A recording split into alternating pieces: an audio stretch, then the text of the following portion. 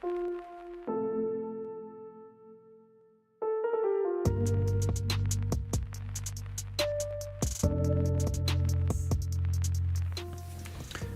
everybody, welcome back. Are we good? I think we're good. I'm feeling a little bit scrambled this morning, but it's okay. We will get through it. So, what are we doing today? I don't actually remember. So, let's see. Let's see here. I don't actually remember. I don't know, maybe we'll do... Let's see. Oh, this is done. I did an Executioner Sword. If you're a member of the Discord, you would see that. Just a plug for the Discord. I don't know, I guess we'll figure out what to do. Maybe we'll do some art today. Do some art stream. We do need to do some more work on the map. The map is definitely not done. So we'll continue with some of the map work, and we'll also maybe do a card or two, depending on how much time we have. But before I do that, I want to remind everyone that Alchemortis is available for wishlisting, and also the playtest is live for paid Patreon members. The playtest will be going public for everyone on Monday, but if you do want to get access to the playtest, you can sign up for one of the paid tiers. There are numerous other perks that come with the tiers. The top tier gives you unlimited access to my course content, as well as your name in the Alchemortis in-game credits when it launches. So yeah.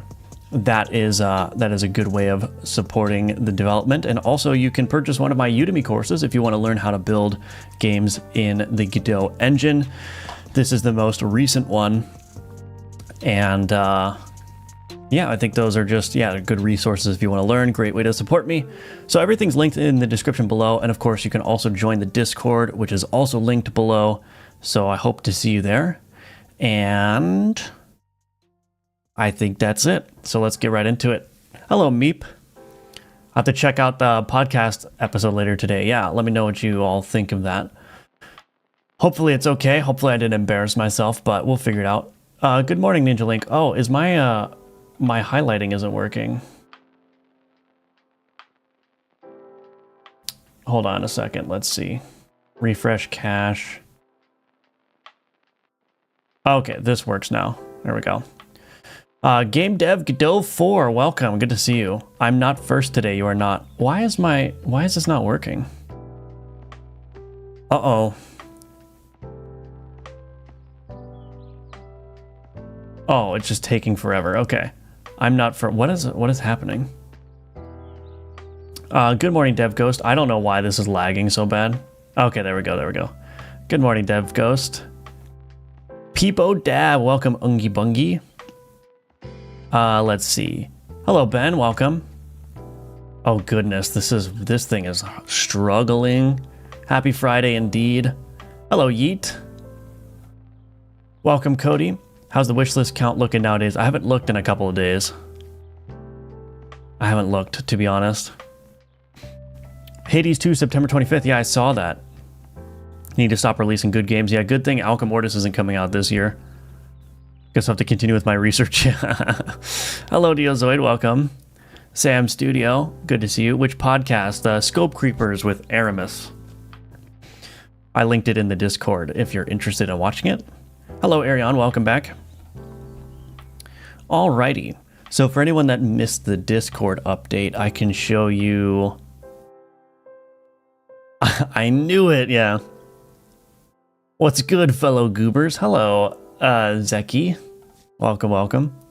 So there's this Executioner Sword now, which will be I have it in the player inventory right now, but it's going to be a villager faction card for the Notoriety Region 2. So again, the idea is that you'll actually start encountering new enemy cards when you go into new regions. And this is one of those cards, so this is a step toward that. But this Executioner Sword, it deals 8 damage, but it will deal 3 times damage if the opponent board, in this case the player board, contains at least 1 minion. So this is like an anti-minion card, basically. It's going to do massive damage, and it has a 10% crit chance too. So if it ends up doing 3x damage and then critting, it's going to hit you very hard. So yeah, that was just something that I doodled up yesterday. It was relatively simple to implement, so I think it took a grand total of 15 minutes, which is great because if I'm going to have hundreds of cards, then they're going to need to be relatively quick to create in the majority of cases. But anyway, we have some work to do. Let's turn this off, turn that off. We want a note on checkpoints and whether they are empty or will trigger a boss fight.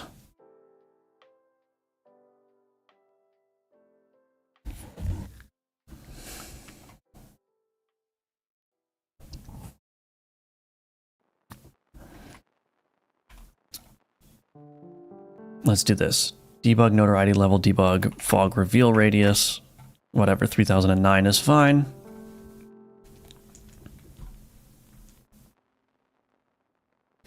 Alrighty. So I got these checkpoints here. Basically what I want to do is indicate in the text here whether the boss will be triggered or not.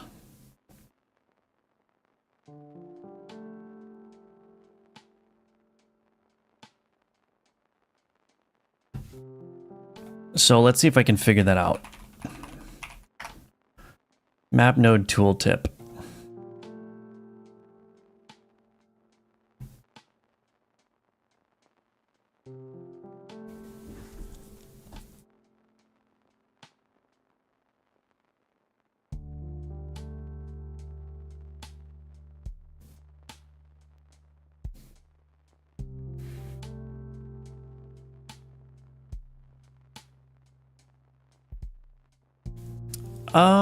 Let me think. How do I want to do this?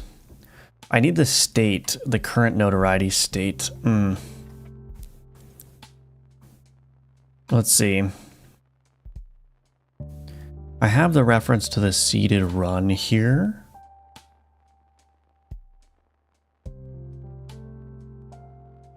Oh, this should be read-only probably.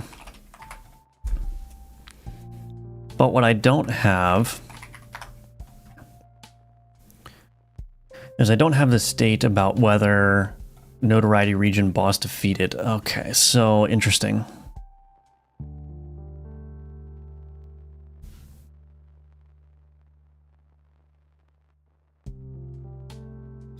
Probably will need to listen to a signal here. Register run manager. So if I do this, signal public delegate void boss defeated event handler int for notoriety region.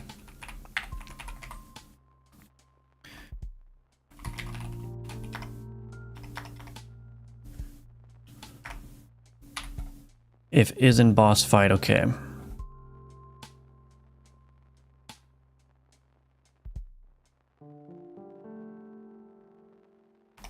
Emit signal boss defeated.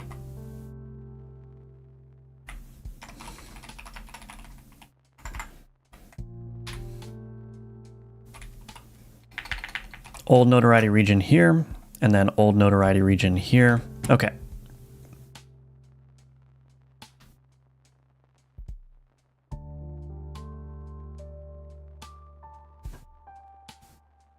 So now my map container, I think I want to listen for that. Run manager dot boss defeated plus equals on boss defeated.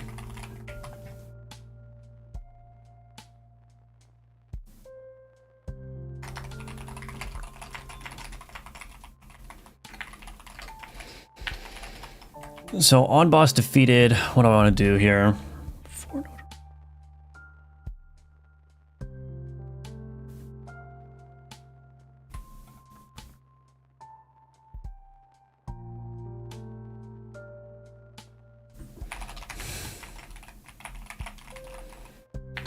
I think what I might want to do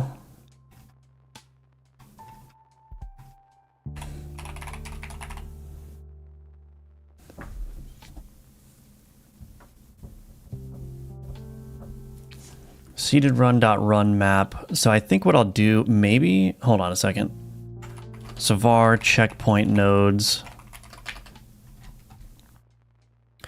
I think I don't know. I don't really like how this is being done, but private read-only hash set run map node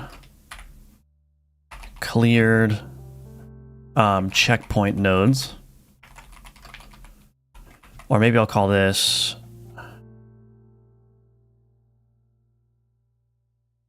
vacant checkpoint nodes. Seeded run dot map nodes, where event type is checkpoint and notoriety region is for notoriety region. Okay. Now what we're going to do is we're going to say vacant checkpoint nodes dot union with checkpoint nodes. Okay, I think that will do it for the most part. And now when I go to the tooltip here, I can set that tooltip. So where is that? Tooltip on map node hovered. So in here, I'm going to want to read in that data and configure the tooltip based on that. So let's go to the tooltip then, and we're going to need to add some text for that. So I don't want to show the tier label, I don't think, for... So we're going to do tier label dot visible is equal to map node is not equal to, or no, map node dot event type is not equal to event type dot checkpoint. So we're not going to show the tier label for that. We are going to need to toggle this stuff. So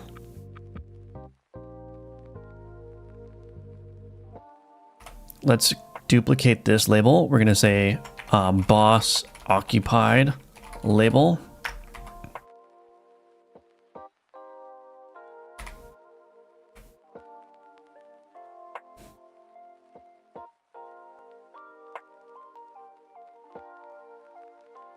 This region's boss is stationed here. Something like that. And then what we'll do here is we'll do boss vacant label.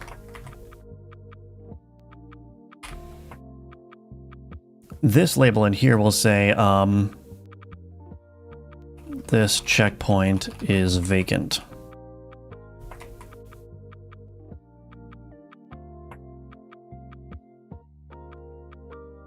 Something like that. We might have to make that language a little bit clearer, but we'll figure that out. Okay, we'll turn these off by default. Okay, so we need the boss occupied label, boss vacant label.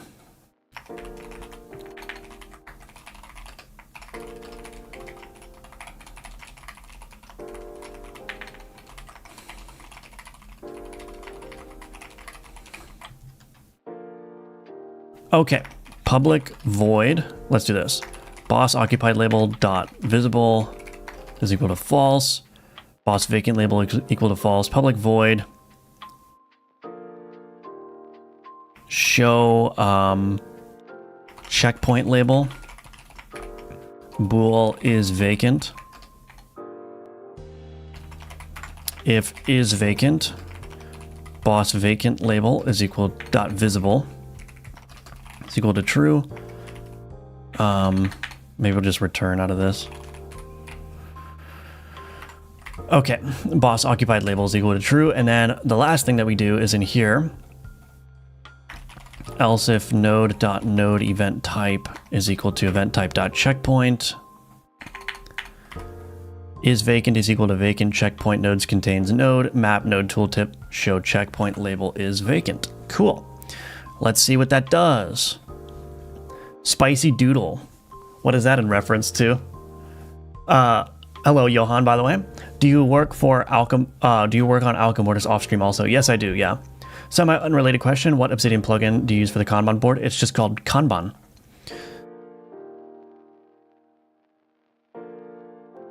I think there should be something that scales with your notoriety, some kind of mechanic, because you're gradually becoming more feared, and the consequences of that wouldn't just be when it boils over. Yeah, I think having like dynamic events that can happen based on your notoriety level would be cool, but We'll have to add that in later. Obviously, you're a Godot fan, but did you ever hesitate using it because you can't easily get your games on consoles due to Godot's licensing? I've never really had a desire to publish on consoles. My games have not been like successful enough to worry about that. And, you know, if Alka Mortis ends up being something that I do eventually want to port to consoles, like, the only reason I would ever port to consoles is if the game is very successful, and if the game is very successful, I'll have money to port it to consoles. So it's not really a huge concern of mine, because there are companies you can hire, I think W4 Games, that will do the console port for you, which basically is just like, they already have all of the tooling to create builds of your game for the consoles. It's just that because of NDA reasons and licensing reasons, it's just not available in Godot by default. But there are companies like W4 Games that already have the pipelines to build the games. You just got to pay them a fee and pay whatever developer fees you need to pay. And that's basically it. So we'll cross that bridge when we get there. This region's boss is stationed here. Cool. So now if I fight the boss... Oh, wait. I'm not going to succeed. Let's turn this back on. We'll remove the Executioner's Sword. Would you ever consider making a game consisting of non-pixel art assets?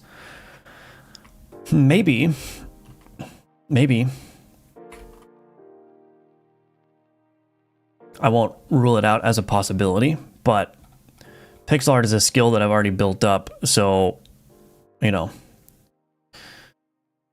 I would have to go about learning a different art style if I wanted to do a game with a different style.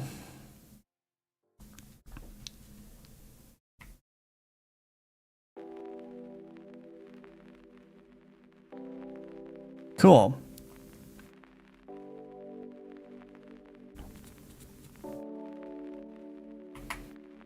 So now what I want to see...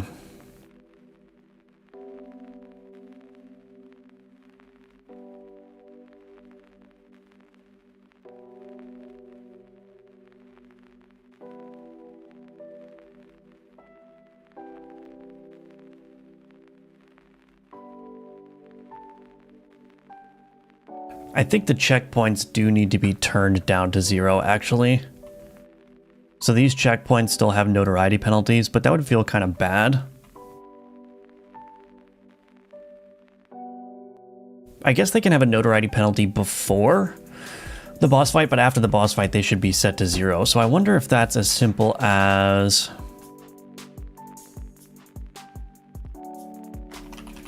for each var checkpoint node in checkpoint nodes. I probably need to do a to list here. Checkpoint.set wanted level 0. So we'll set the notoriety penalty to 0 for all checkpoints. So that way, if you visit a checkpoint after beating the boss, it's just like, since it doesn't do anything, there's no reason to incur a penalty there.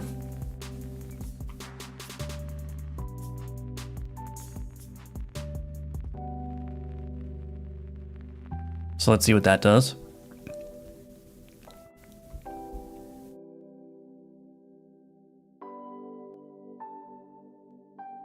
Like vector art or assets drawn on a tablet. Yeah, I got you. Real funny placeholder numbers. I'm glad you like them. Hello, Jackie Daytona. Welcome back.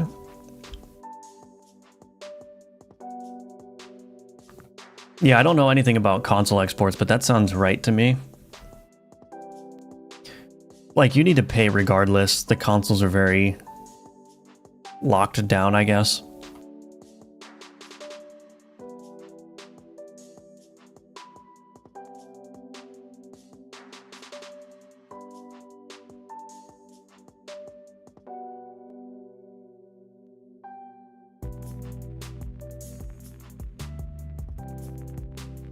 Okay. So these should all be 0 now. This checkpoint is vacant. This checkpoint is vacant. Yeah, so now if I go up to this region, I'm not going to be penalized because I have to go through this node. It's not something I can avoid. So after the boss is defeated, all of these just become 0 notoriety. But everything else retains its notoriety. And these are coming under the watch of the Inquisition. Now the question is, does that apply to the checkpoint nodes as well?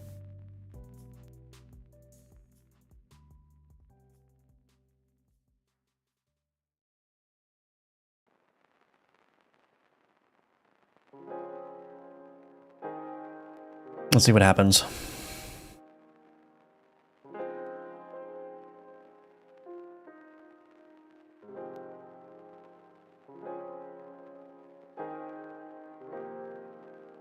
Yeah, so the Inquisition probably shouldn't watch the checkpoints. So we'll have to figure that out too.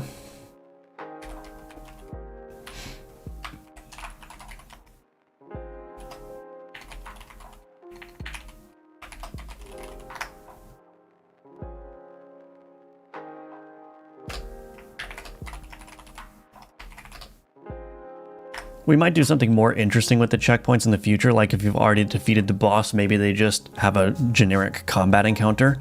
But I'm not going to worry about that just yet. Mostly just interested in getting the flow down. I do think somebody else mentioned in a previous stream that each checkpoint should offer a slightly different variation of the boss fight as well, so you can have some control over which boss board you fight. And once there's multiple bosses, there could even be like separate bosses at each checkpoint. So that could be another incentive for getting to the checkpoints early, is you get to choose what fight you engage in. But if you just build up your notoriety to the point where the boss fight is automatically triggered, then it just chooses a random boss that you have to fight. So that might be another interesting thing for the player to have to balance.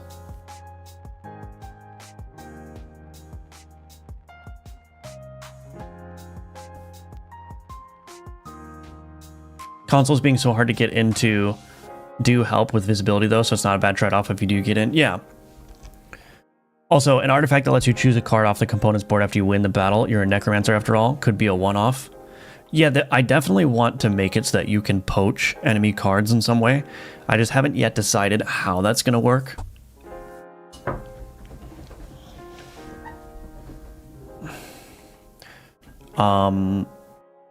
Yeah, I just don't know. A one-off artifact, I think, is a good way of doing it, but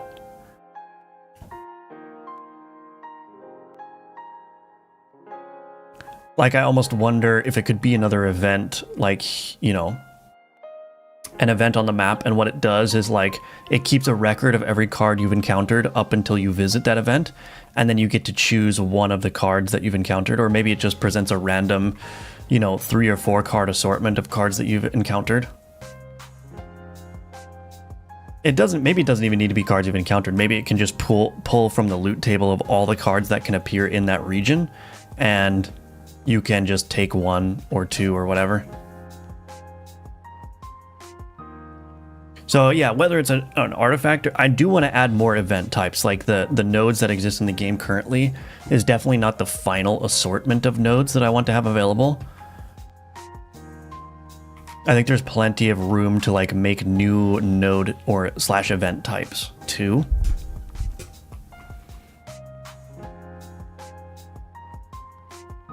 I don't know if that makes sense, but it's a good gameplay feature. What, the node type?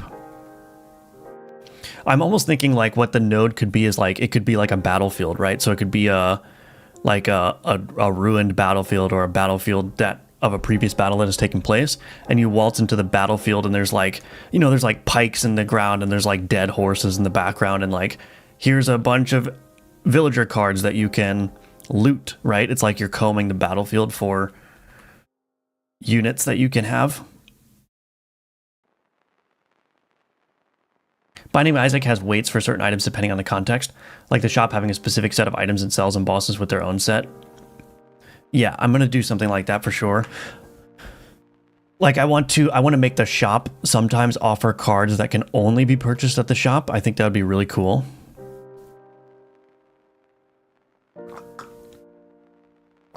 I have another way to go about the node. You have a limited inventory specifically for dead opponents, so when you go to that node, you can empty the inventory to your own.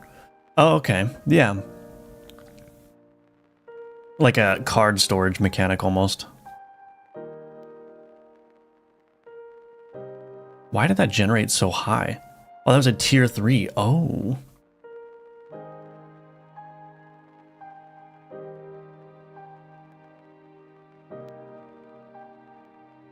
I don't really know what I'm doing. I think I'm just trying to get to the checkpoint to see what happens. I'm hoping it doesn't trigger the boss fight again. I don't think it should. I think I tested that, but we're going to test it anyway. Battlefield idea sounds really cool, especially if it connects back to defeated enemies from previous combat encounters. Yeah, kind of like the idea of villagers begging for their lives and getting some unique cards that way, but I don't know how well that would fit here. That sounds perfectly thematic to me. The thing about the theme of this game is like it's just so easy to make things fit the theme. There's like all kinds of possibilities.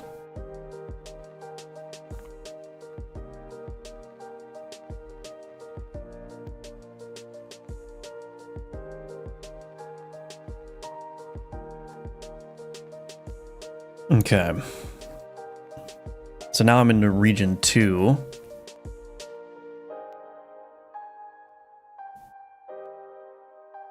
Might as well just keep going for a second.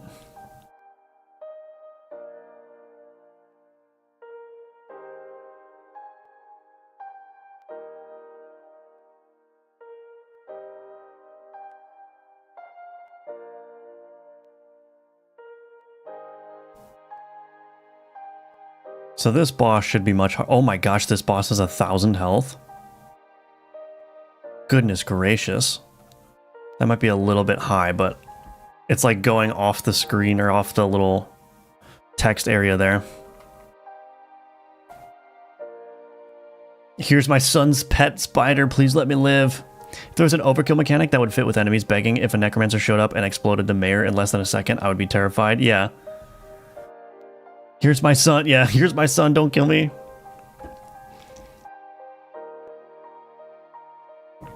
All right, I think that works. So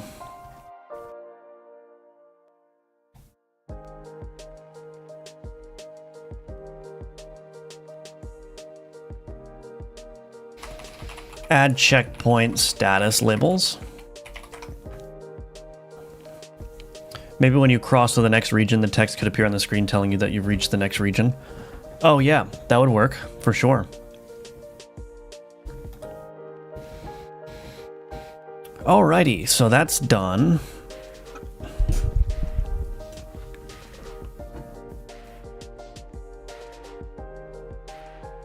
Delete this. Yeah. What's the next thing to do? I think really the next thing to do is to start building up cards for the region, the second region. Obviously we have to do create unique map art for each separate notoriety region. Notoriety region. That's going to need to be done. How do you use C# in Godot? Is it just because you find it more convenient, or is it because of the technical need? No, it's just, yeah, convenience. Personal preference. Thank you for the 2,000. I don't know what the W with the crosses through it is, but thank you so much. That's very generous. Thank you, thank you.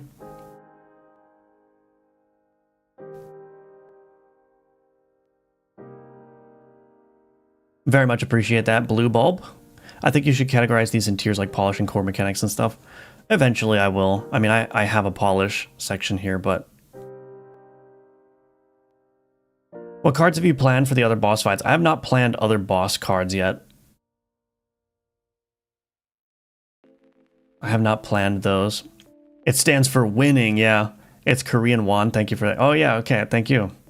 I feel like you could take inspiration from the way Inscription handles its events. Yeah, I haven't looked at Inscription yet. I don't know anything about Inscription.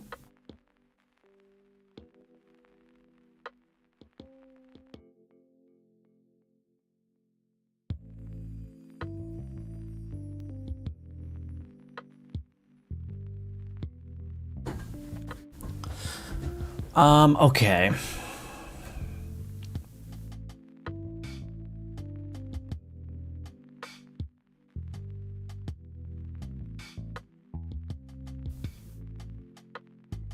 Yeah, welcome Asymmetrics. Welcome, welcome.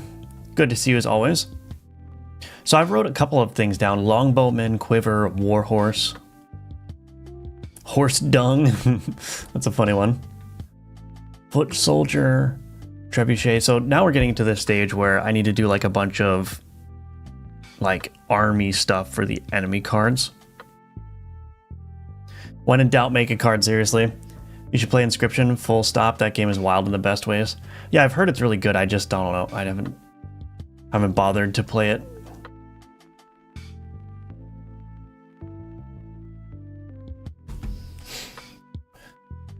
Let's see. I don't know. Do I feel brave enough to try to draw a horse? I don't think so.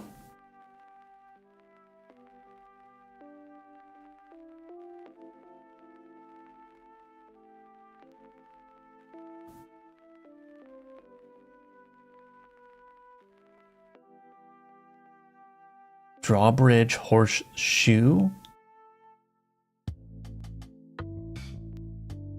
Do we dare try to do a Longbowman?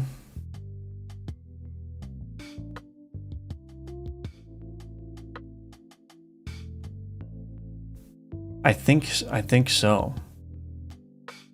Longbowman? How about a cannon? Yeah, I haven't decided if I want to introduce like gunpowder things into the game. That might be cool. Maybe as like the top tier though. It won't be a waste of time as research, yeah. Artificer, potato, potato gun. Combo. Yeah. My wife calls me a Longbowman. Let's do it. Let's do this. Let's do this. We're gonna see, am I going to be embarrassed or am I gonna spit some fire? Let's see what happens. It's a 50-50 at this point.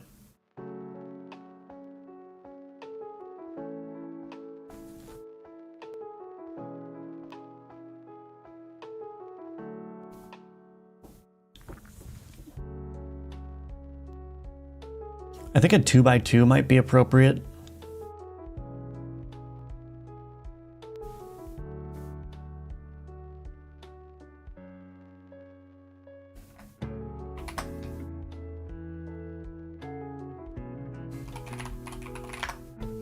Longbowman.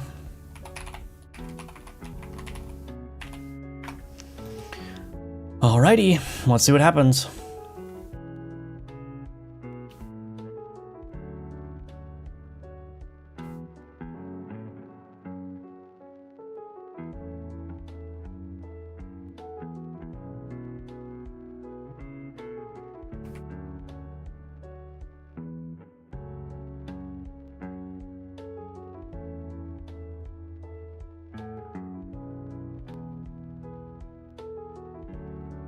Ah, I did it on the wrong layer. Classic.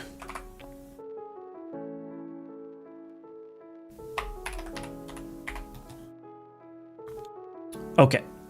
That's a pretty nice looking bow if I do say so myself.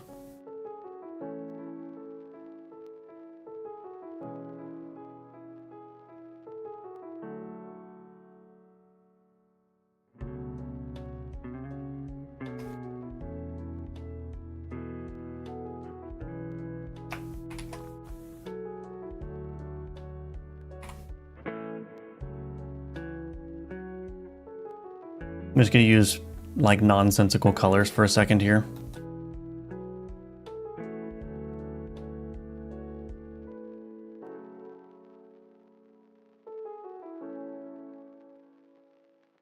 Try to get the shape down first.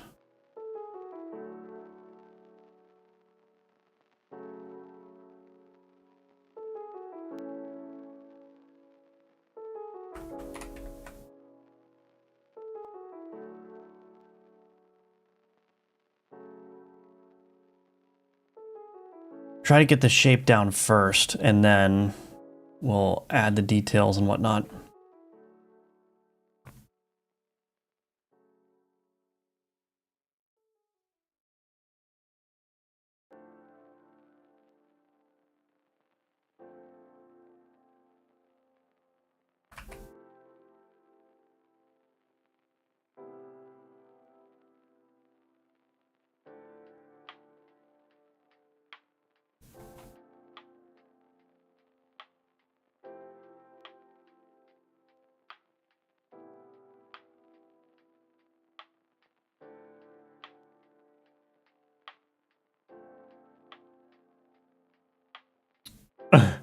You're white? Oh no. Let's see, the fire in the name is earned, yeah. Would be cool if the Longbowman got a boost if it placed on the edge of a board. Ooh, yeah, that would be cool, actually. That was a lie, she never said that, I'm sorry, I lied. For some reason, when trying to play a game made with Godot, high polling rate mouse movement causes lag when the mouse moves fast. I can't fix this. That's interesting. Maybe bend the bow a bit more realistically, add tension. Well, it's not a full draw yet. A full draw would be all the way back here. I'm gonna try to kind of like do it mid-draw. But that may not look right. Shurima!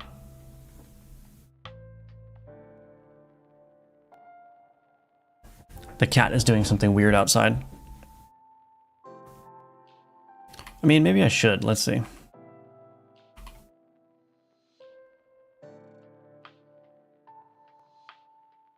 Where is this pixel coming from? There.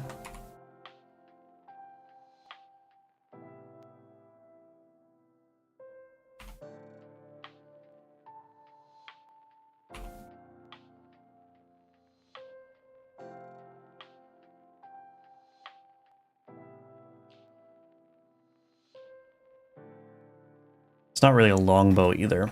It's not long enough to be a longbow. Can I just move this down?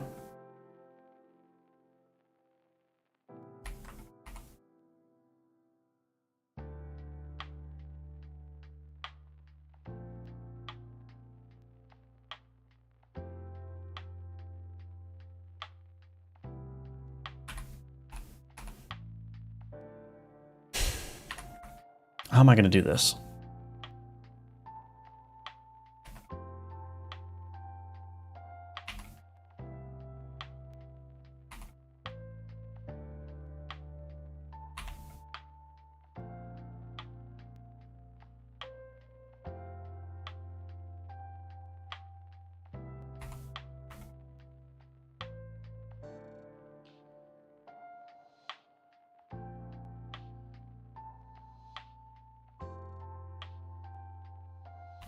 That might be better.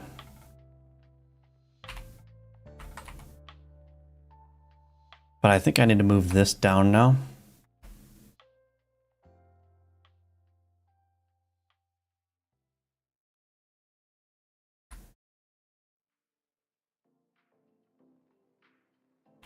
This also needs to change.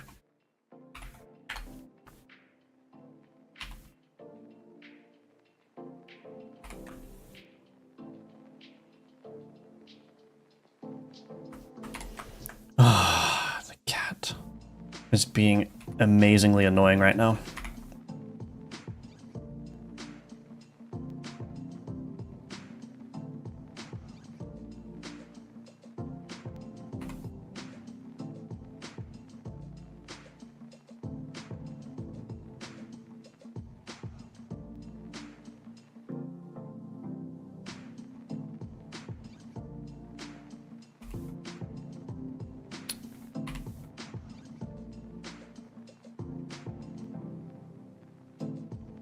Okay, this is getting ridiculous. I'm just going to merge these down.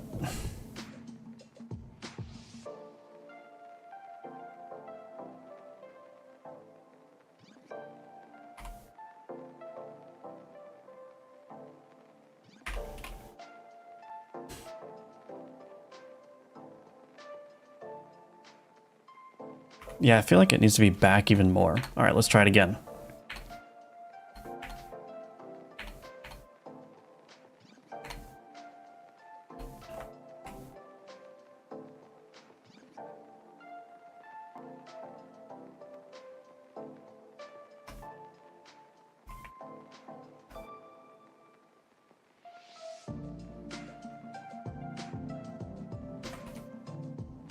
That might work a little bit better.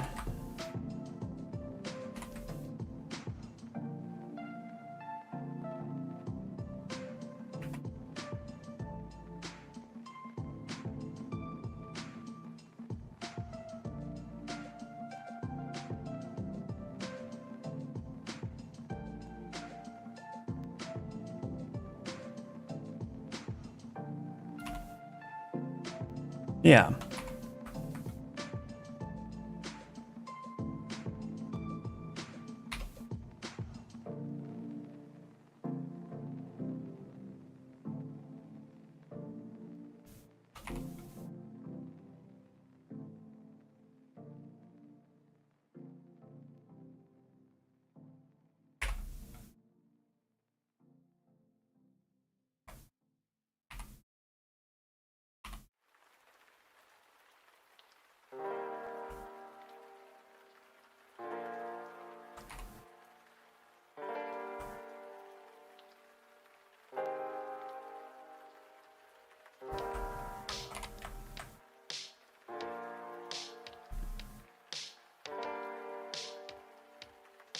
Yeah, I think that shape is turning out a little bit better.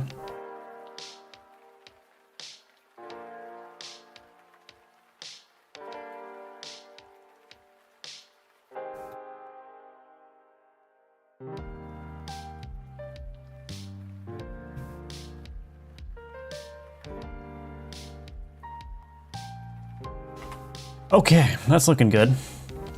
They called me Artemis not for my hunting skills, but for my art missing the target. Nice. I need to look at your network course because I've been back coding my game. Oh, nice, yeah. How's that going? Maybe just tall with a short bow? Yeah, maybe. That longbow is way longer than the average longbow. Is it? Make the string lighter or the pixels not contiguous.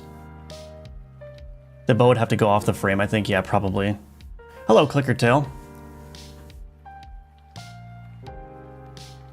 I think these are old comments. Let's see. I would also have drawn the hand, have the draw hand and the head meet. Yeah, I mean, I'm not trying to make this like super accurate. The primary thing that I'm trying to do is give the viewer the impression of what the card is. Accuracy is not a primary concern. Like my spider, for example, has 6 legs, the spiderling. My primary concern is fitting all the pixels in such a way that it communicates what the card is supposed to be.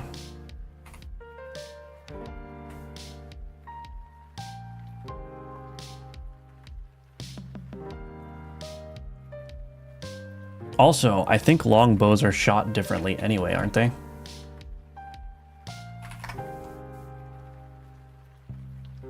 Maybe not.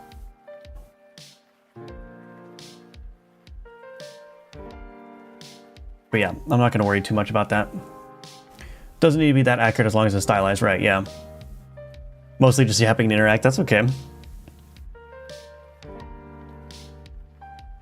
You could also be artistic and show only the portion of the bow that fits in the card. Yeah, that's true. My small brain could never make 1-bit art. No, it's possible. It's possible. My bow is as tall as I am. Yeah. It's definitely not like a proper longbow, and it's also not properly drawn, but I mean, let's see. Is there an easy way to bring this up?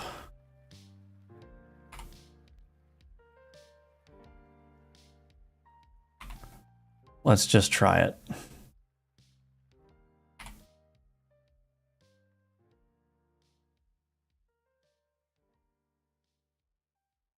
I feel like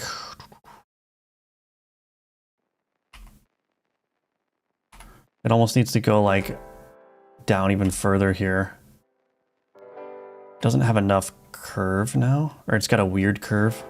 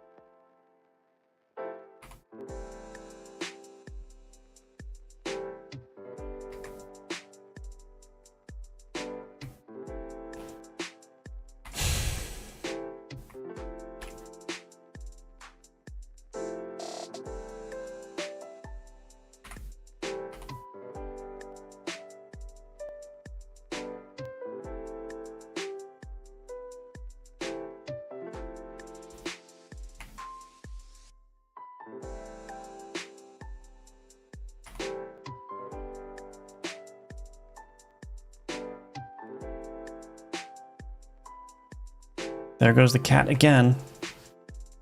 I don't know why the cats insist on being the most annoying when I'm streaming. They're conspiring against me.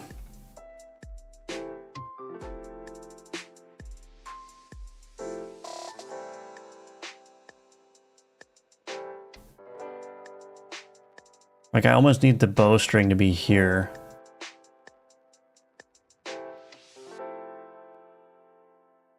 Yeah, this bow curve, this side doesn't look right.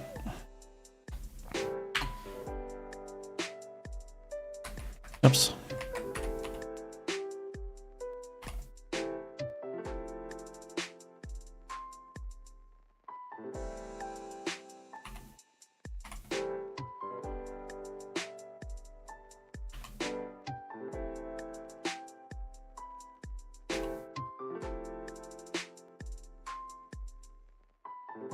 Nope, that doesn't look right either. Okay, hold on a second. 1 second.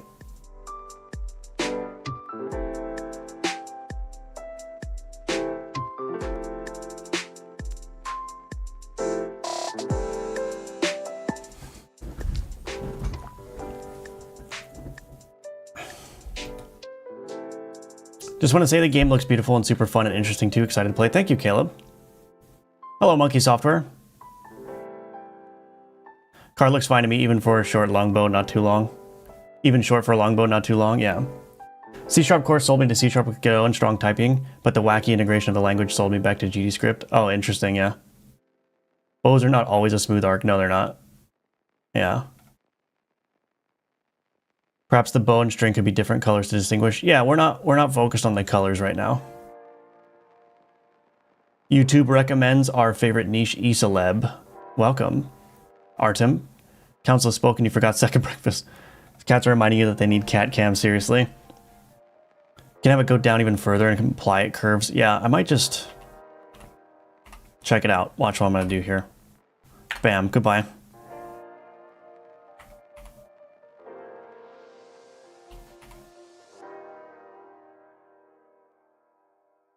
We're gonna get it right.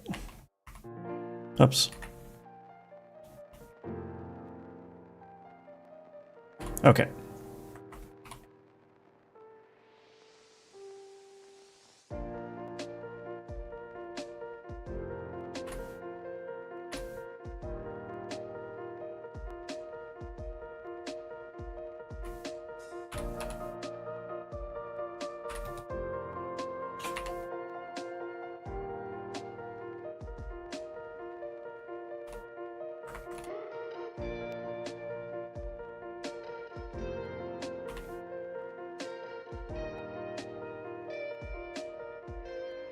Oh, that design is actually kind of cool.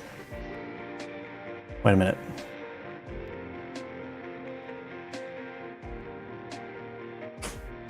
I'll just put that in there as like a placeholder, as something that I want to do there. Little design. Anyway, let's move this up a little bit.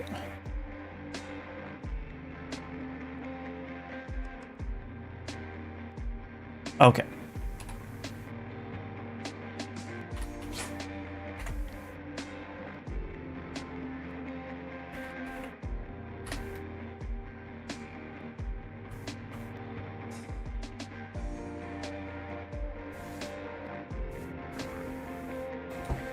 Okay, now the bow is going to have to go off the screen.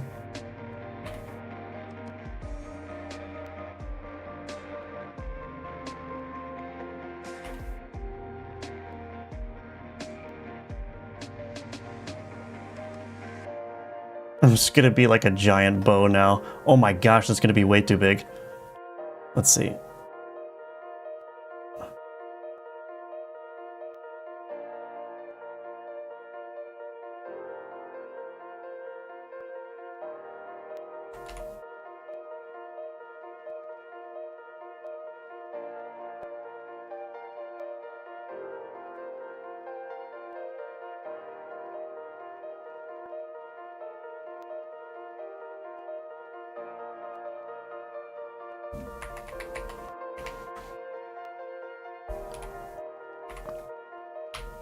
Let's do this.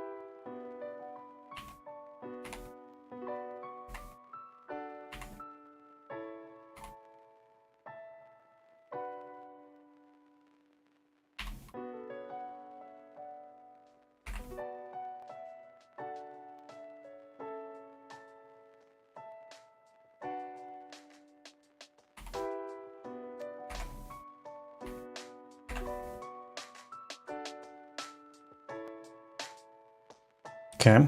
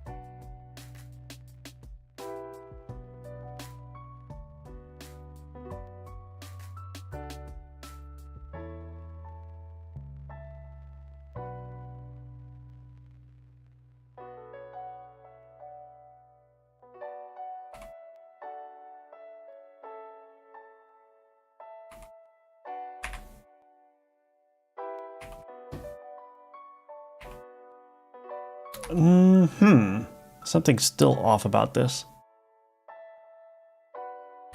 Maybe that looks better.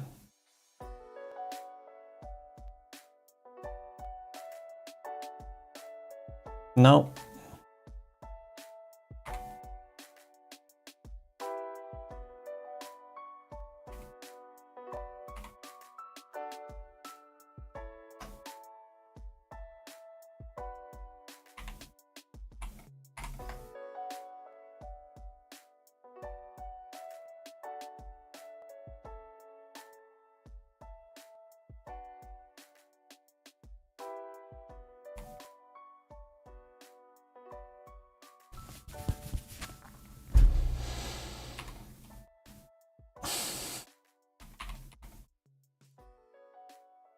Nope, nope, nope, nope, nope.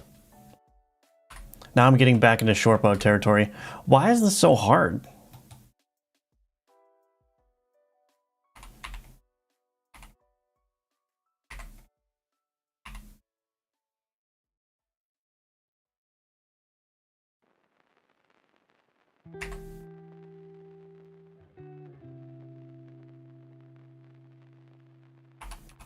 Okay, I don't know what's going on.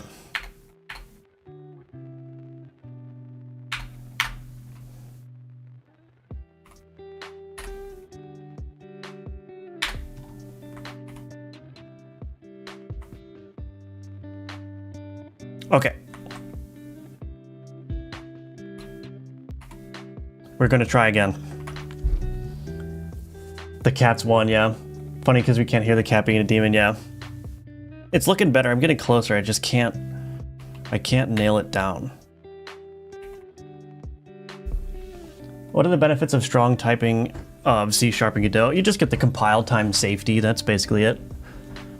Definitely a more engaging pose. Yeah, I think so. I just gotta figure out how the heck the bow is gonna fit in here. Could you make a tutorial on how to become a niche E-celeb? Yeah, the bow is enormous, yeah. Dark Souls, great bow. General Radon bow. Definitely seeing the vision moving him down helps a ton. Yeah, I think so. I think so. Just need to figure out how to do this. What's being worked on today? Well, right now we're trying to do a Longbowman card.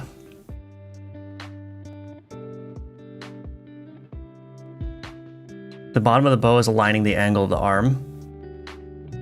I think you should kick the bottom of the bow out a bit more. Discord server? What about the Discord server?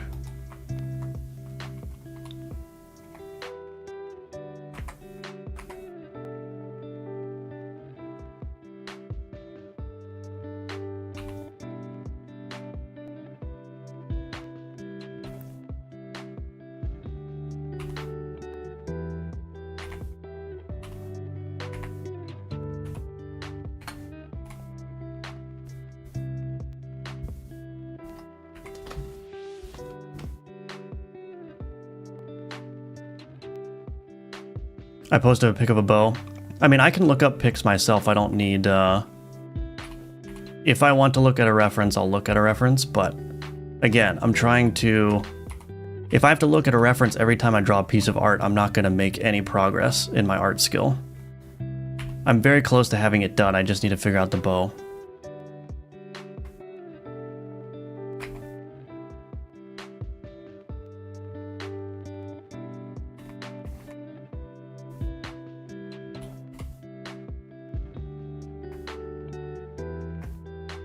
Let's try this.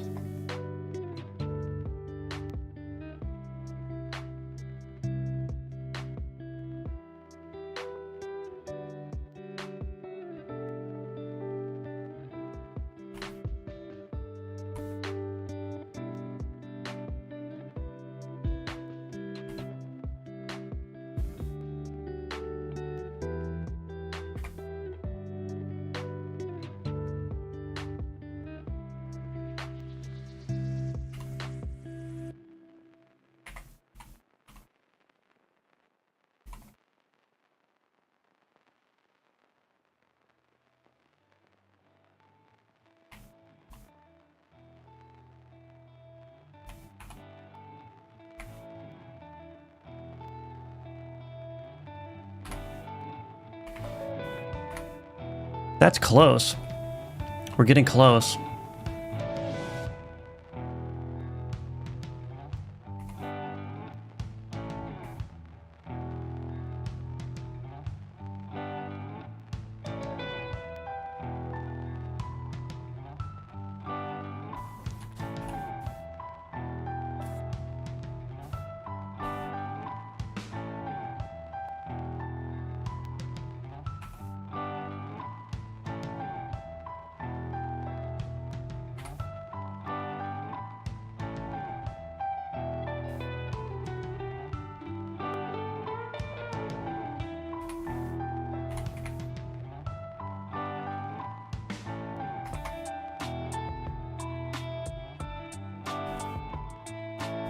Shurima, why are you being a demon today? Why are you being a demon? I'm trying to work. Shurima, I'm trying to work. Okay, what is your deal? What is your deal? I'm really passionate about archery. Yeah, that's all right. I'll take a look at the reference if I need it, but I'm really trying hard not to use references. Have you ever watched the Dungeons and Dragons cartoon? I have not. Cool bow, thank you. I mean, it's almost there. I think it's just a little bit weirdly curved still, but we'll figure it out. You're sick? Oh no, sorry to hear that, Alient. The way you keep drawing it makes it look like it's showing off his favorite knife. Oh, I'm not at school and can watch everyone's favorite niche celeb, yeah. The guy in the cartoon has a nice curved bow. Great angle and great bow shape. Is it a good bow shape? I think there's... This bit up here is bothering me a little bit. I mean, thank you, I appreciate it, but this part is just like too straight compared to this part. I'm just trying to figure out what do I need to do? Do I just need to take this and like move it down and over a little bit? Or just move it? See, if I move it over to the left, now it's too long on that side. Maybe I need to move it the other way. Maybe I need to move it the other way and make this section longer. Ah, oh, it's still not quite right. I feel like Goldilocks right now. This one is too soft. This one is too terrible. This one is garbage. Wait a minute. Wait a minute. We're almost there.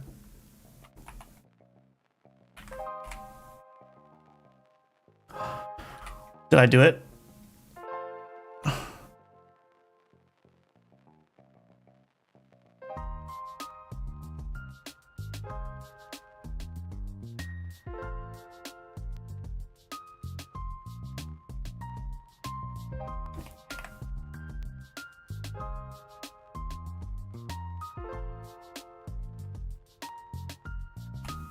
Did I do it?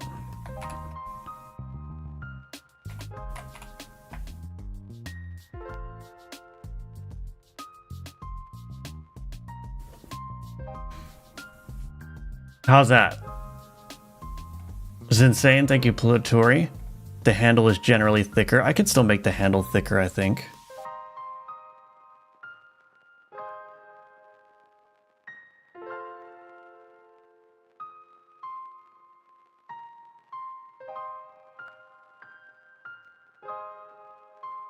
Oh yeah, I think that looks a little bit better. Maybe? Does it look a little bit better?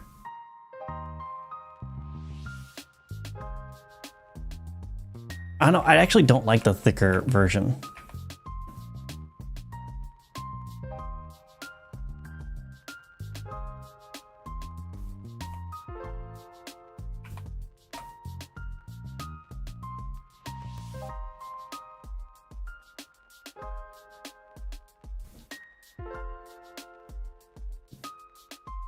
It's still not quite a longbow, but the bottom looks a bit weird, does it?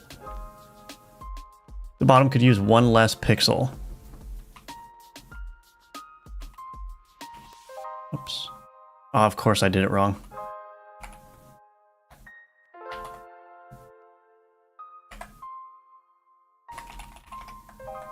Oops. Okay, let's lock that for now.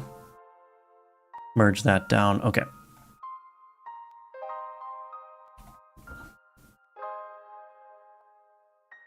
Like that.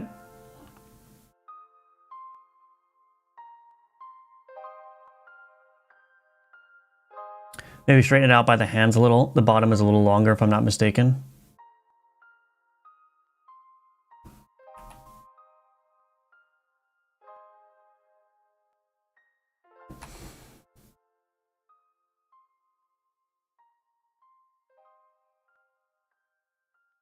Never mind, my big boy has it on the bag. Oh, I see.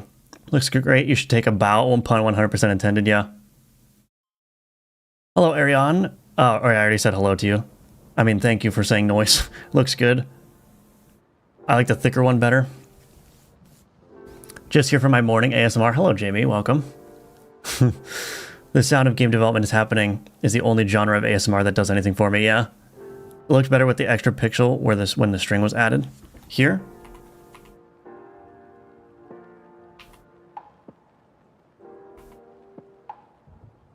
Wonder if I just...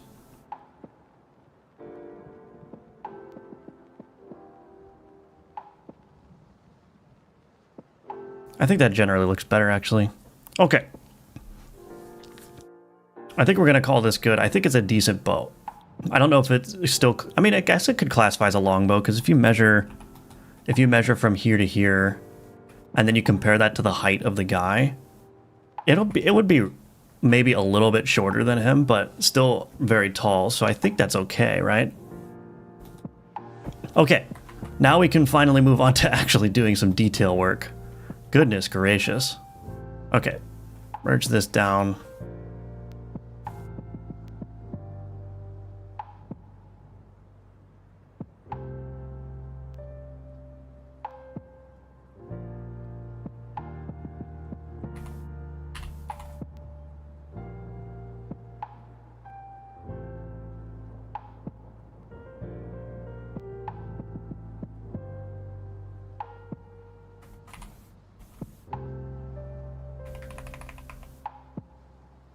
I'll figure that section out later. I think it's good. Just change the colors and shading now. Yeah, let's see.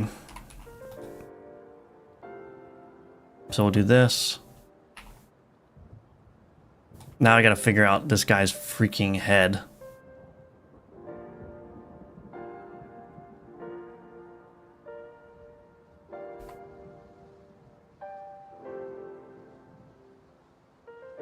He's got to be looking up a little bit.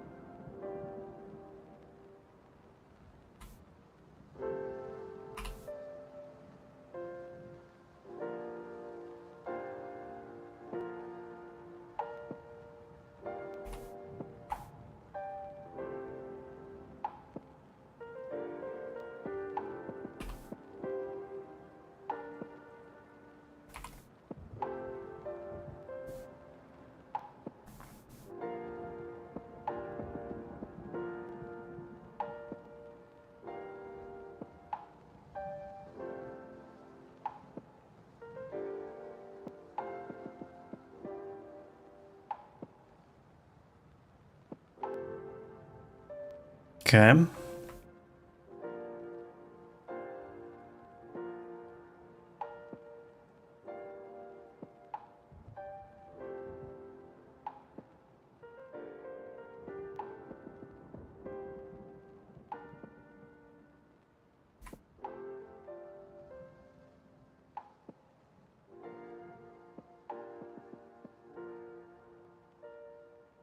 I don't think I'm typically doing mouths, but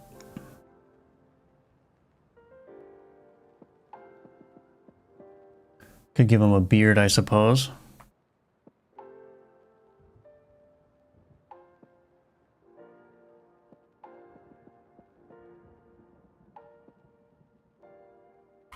That'll work.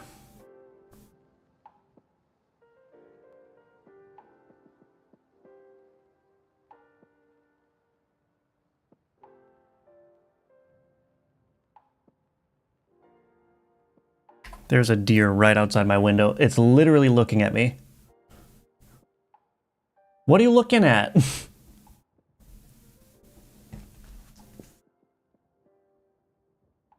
No, look at me. Oh no.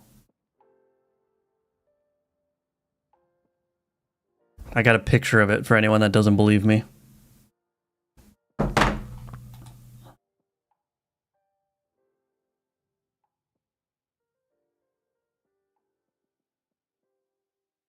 Okay, so that's some shading there.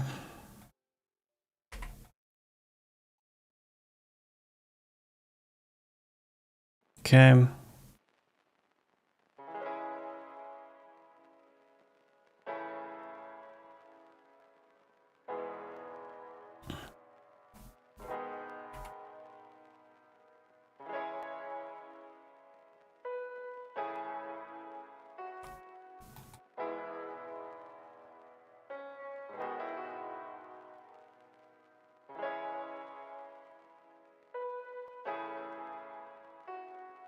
Do that.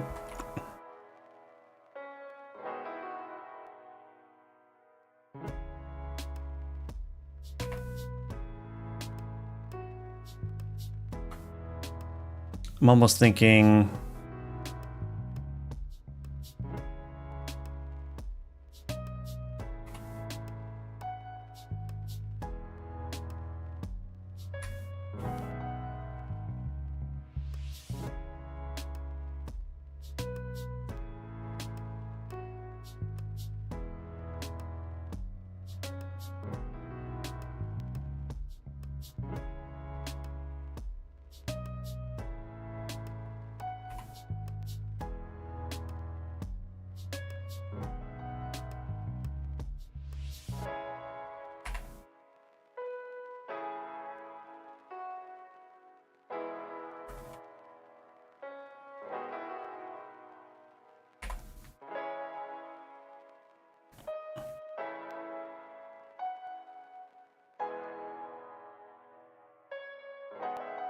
I don't know if that reads as a quiver necessarily, but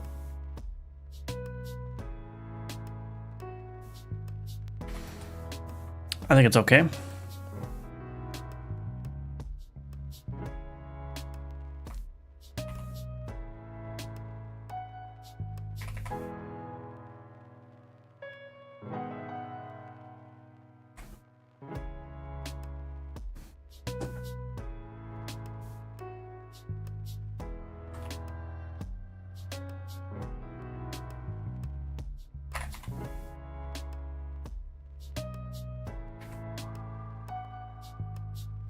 The hands are always the hardest part.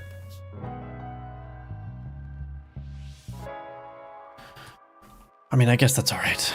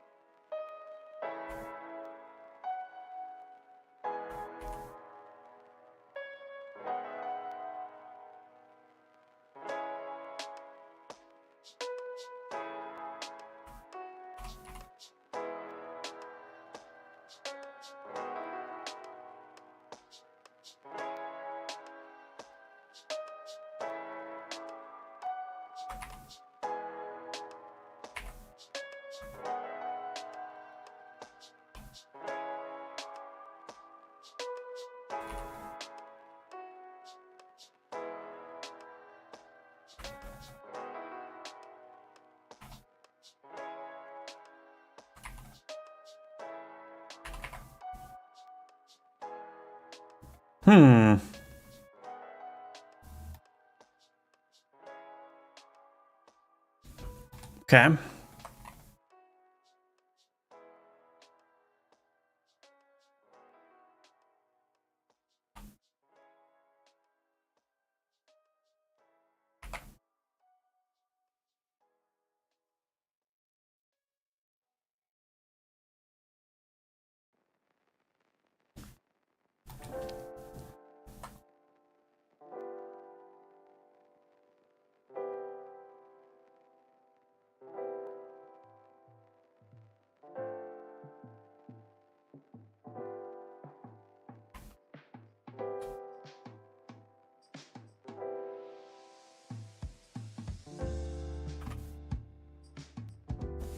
How are we feeling? How are we feeling? We're thinking hip or back quiver? Hip quiver, look at that. Dude has no arrow. Oh, arrow, yeah. Son of a biscuit. He needs an arrow. Ah, dang. Well, let's just see what we can do with that.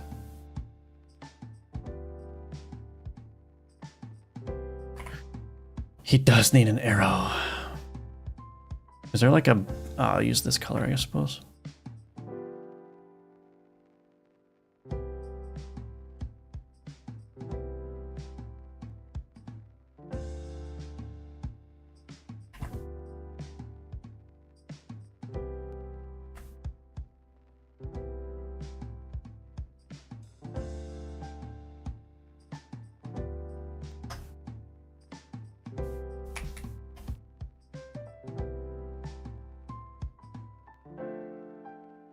It looks a little awkward.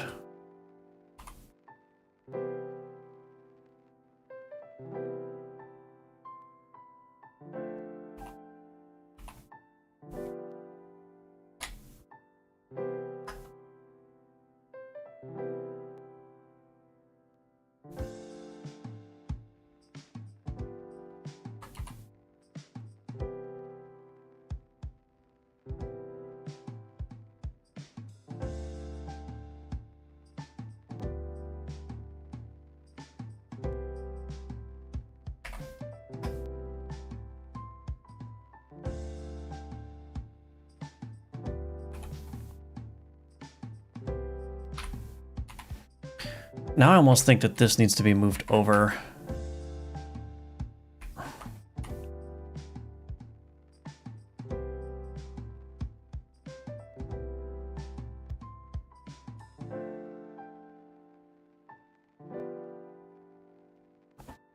Let's see. Give him a Mike Tyson eye tattoo.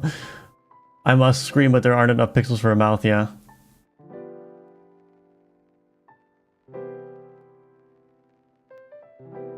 I once got a pic of a deer at a friend's house. Nice. There's a town near me where hundreds of deer are often just chilling, taking naps, and eating flowers in people's yards. You have to honk to make them move. Yeah, that's a very common occurrence here, too. A game I used to love that ended 9 years ago. What was that? Reads as a quiver with the context that it's a bowman. Yeah, I think so. Thank you, Code Lime. Yeah, I got the bow color down. Hello, Marcos. Welcome, welcome. Just had to mention the arrow, yeah. Try silver. I don't have a silver color. Maybe the card idea about how Lion gives some fear effect to enemies and increased board damage. Yeah, that could work. Well, I mean, I think it looks fine. There's... I mean, I don't think it's perfect in terms of its proportions, but I think it's okay.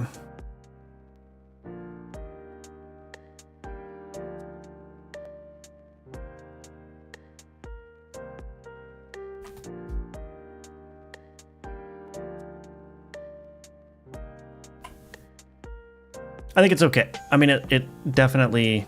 no, that's fine. I think it definitely reads as a bowman.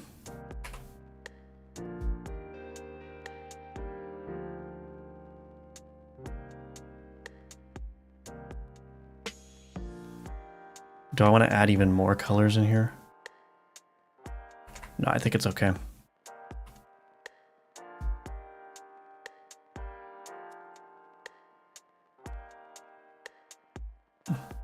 Hello, Owen. Welcome back. Skylanders was the game? Oh, okay. Are you too busy with the game to do more code reviews? No, I did a code review last week, I think. I will do more of them, but yeah, probably the frequency will go down. It achieves the goal of showing the player what the card is, yeah. All people that use bows in this world must have beards, it's canon. That's funny. Okay.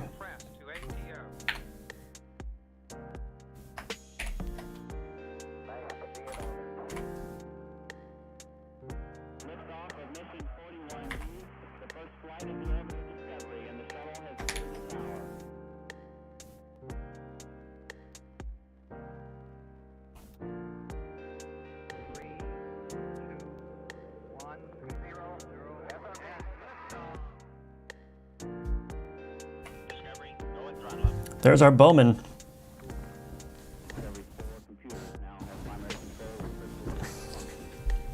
Maybe his arm could be lowered a bit to create more separation between arm and arrow. Yeah, I think there's some improvements that could be made, but I think generally it's okay. I feel like thinking up code for me is like trying to force out a blueprint for a skyscraper sometimes. Yeah, it can be difficult for sure. It's not easy. Okay, longbowman.png.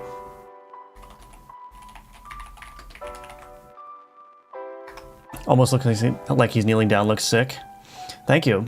Do you like working on one project, or do you like working on several projects together? I try to just work on one project. I will take a break and do like game champs sometimes, which is a different project, but those are very temporary. I just want to focus on getting Alchemortis done.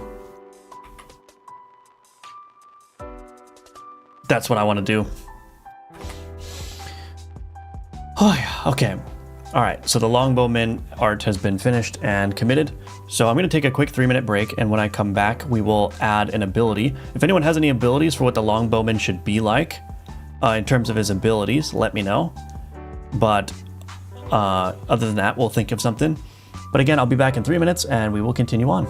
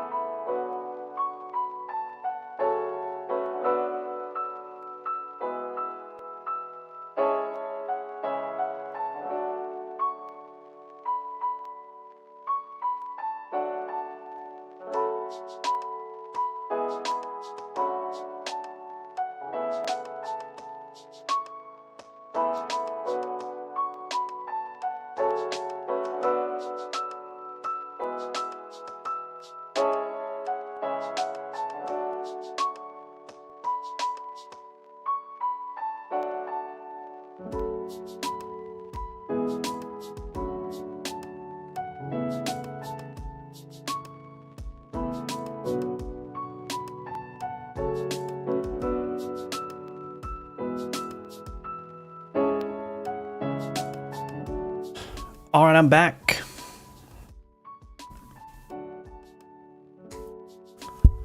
Generic swarm. Each bowman multiplies all bowman damage by the amount of bowmen on the board. That could work. How about the Longbowman's cooldown? It decreases with more surrounding cards that have a longer cooldown.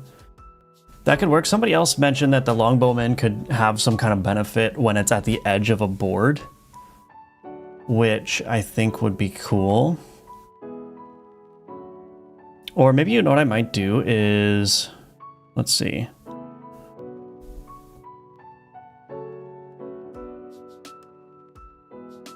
It would be interesting to have cards that increase in power if you leave a space empty.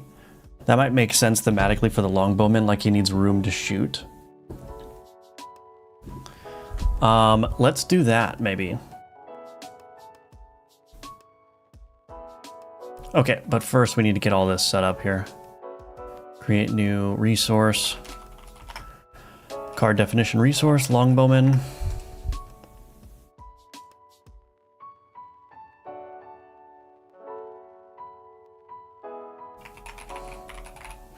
Longbowman will come up with flavor text later.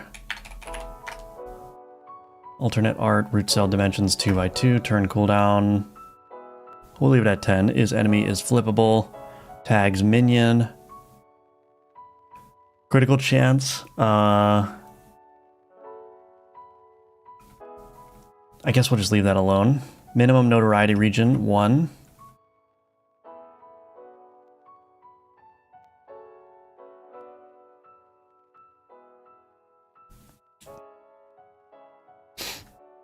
Okay, so now we got to create the script for him.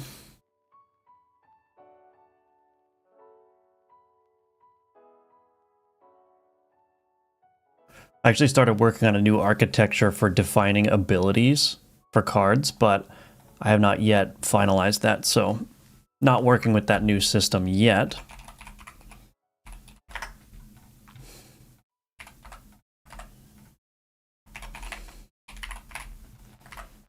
Cool. Hello, V. Welcome back. Good to see you. Shooter cooldown based on how far left they are. Less people in your face means less distractions. Notching another arrow. Yeah. The bowman could have its power be multiplied by 1.25 or something, only when there is no tile on the right and above it. Yeah, I think we're going to do something like that. Which means, what am I going to do? Which means what? This would actually be easier to do in my new ability architecture, but we will just go ahead and create a script for this. Ability. Now let's do empty tile damage. Maybe we'll make it added damage.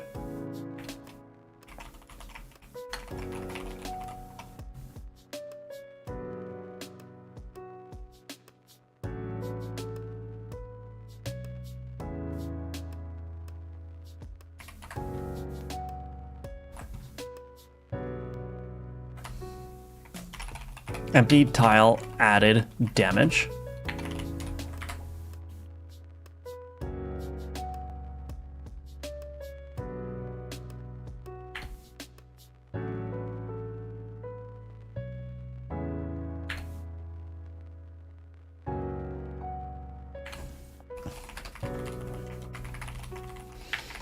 Added damage per tile.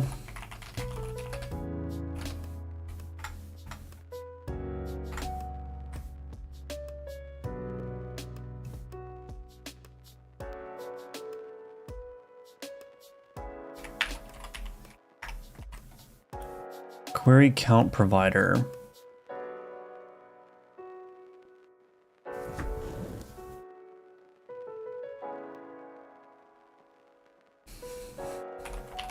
I actually don't know how to do this.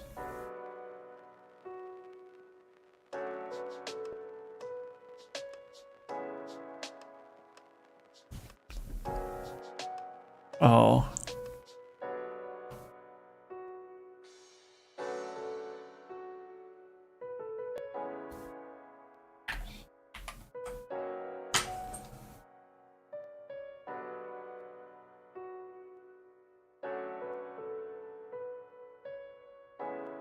I actually don't know how I'm going to implement this.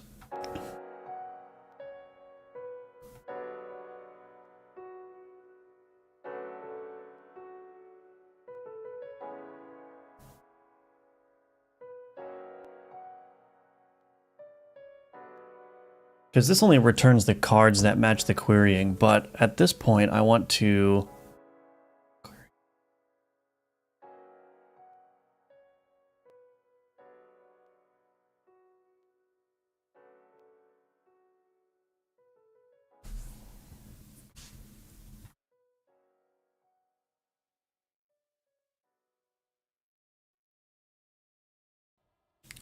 I might need a whole new querying system, or not a whole new one, but I need to extend the querying system to allow me to query for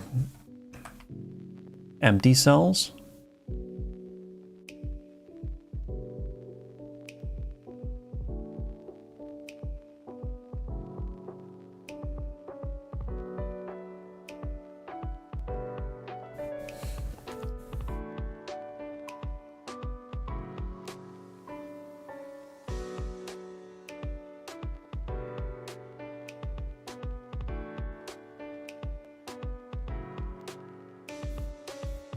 So I'm kind of torn. I wonder if...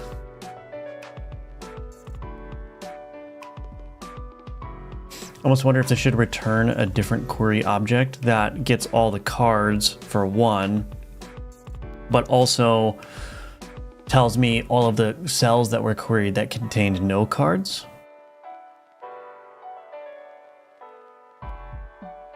The other option is to just create a new... Yeah, I might have to do that actually.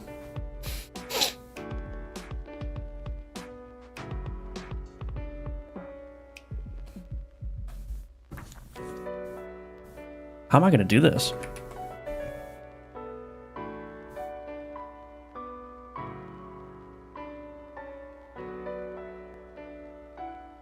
Oh, you know what? I guess I do need a value scaler here.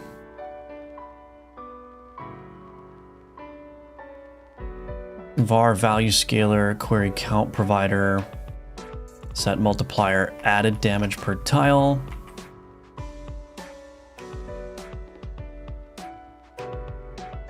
Oh wait, I don't think that works either.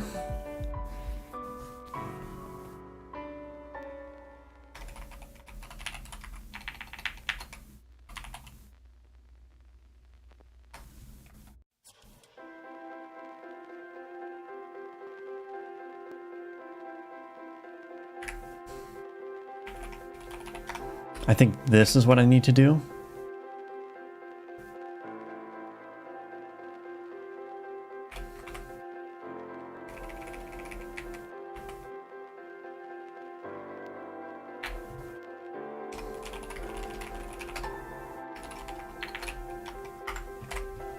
Anyway, we don't have to worry about this just yet, but I need to get a count of all of the empty cells. Query count provider.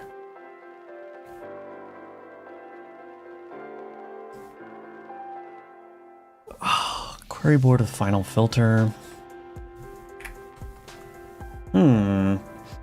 Interesting.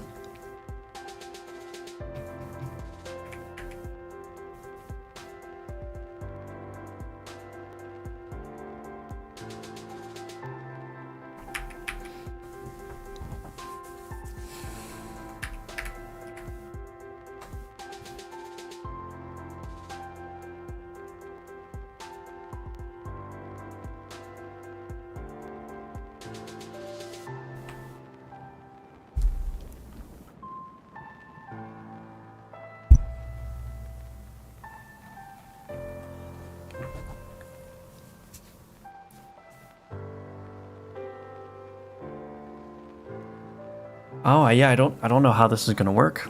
I actually don't know how to make this work. I need to count the empty cells, but my querying system doesn't support that.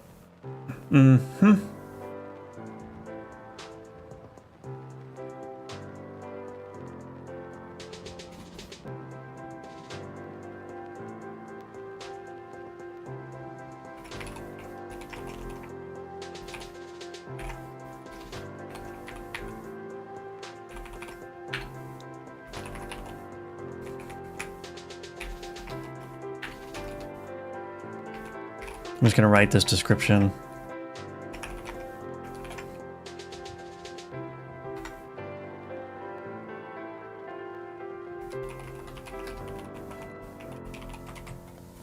This is actually going to be very, very tough, actually. Because I have to account for that in my wave function collapse algorithm as well. So this is gonna be a little bit involved, actually.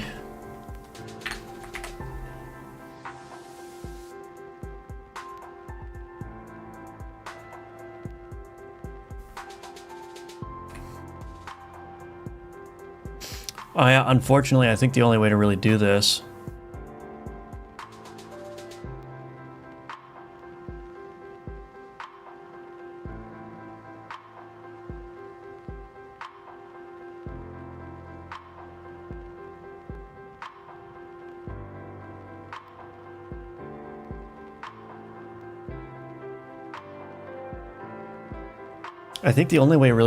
is to change this. This needs to have a public class query result. And then we need to do public base cards. And then maybe we'll do all affected cells and public hash set empty affected cells. Something like that, I think, is what has to happen. And then when I go to my querying here, this needs to return a query result. That's gonna create all kinds of reverberations, but that's all right.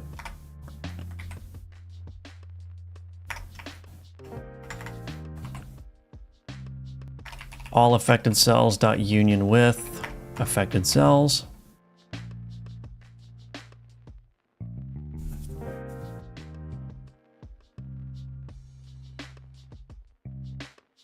Oh, this is going to be... because I need to include the invalid cells as well. Oh no. I don't know. Should a cell that's like doesn't exist, that's off the board, should that count as empty? Probably not. Maybe I don't need to go that far. Depending how loosey-goosey you want to get, maybe an item that lets you coat the arrow in something dealing extra fire. Well, it doesn't actually shoot an arrow, so it would just have to be an extra effect on the card. But if you had a bow card, which would only work if you had an arrow card on the board as well, that could work, yeah. Don't let your fans down. Oh, wave function collapse, but there's no joke today, yeah. It's okay.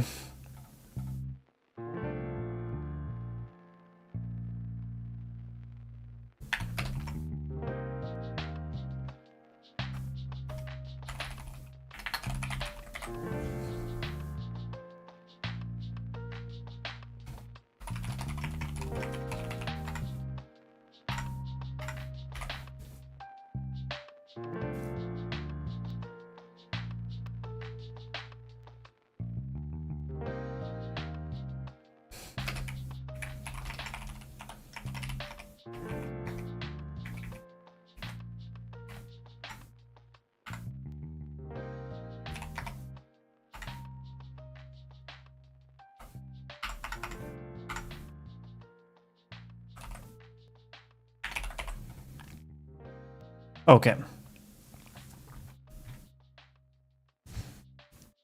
So there's our query result. Has more data now.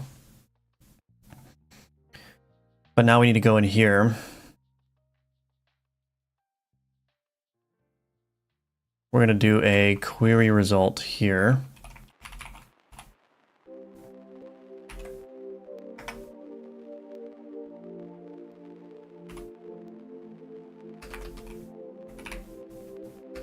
Make these all empty by default.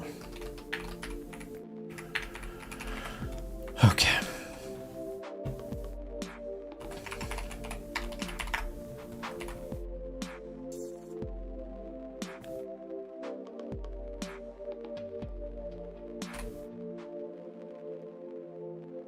Var accumulated result is equal to new query result.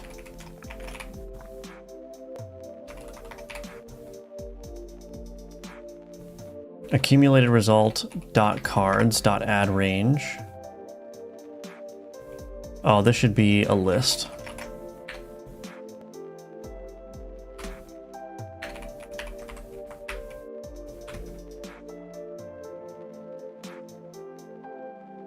Maybe I'll also do this. Public void merge with query result other.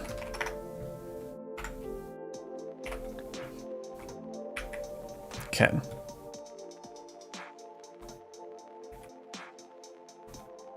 Accumulated result dot merge with source results. Accumulated result dot merge with target results. Accumulated result. Cool. Now we gotta fix everywhere where this is broken. That's okay.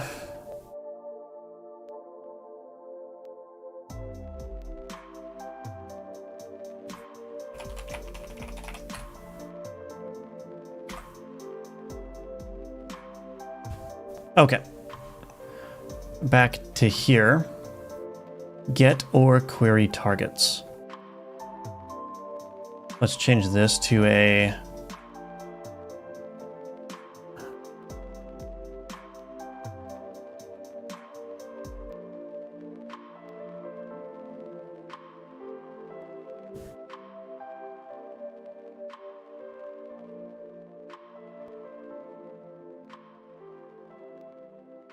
do I want to rename this?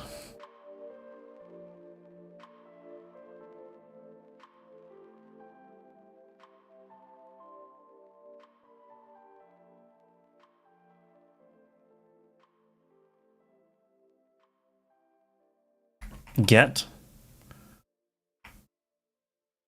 query result.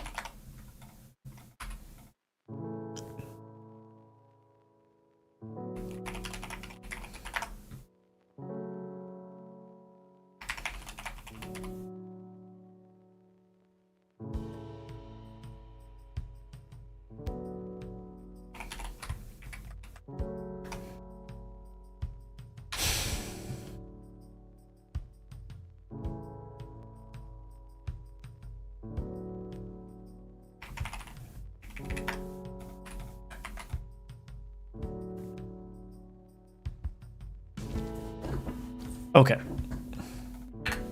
We will gradually fix this all. Oops. So query count provider, public query count provider,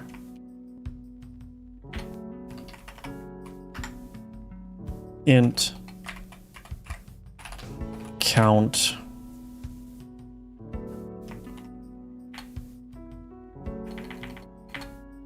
do I want to provide a count function? Private func int count function is equal to, oh wait, this needs to be func query result. How do you go from query result to navigation, whatever it was? Okay, anyway, result dot cards dot length dot count.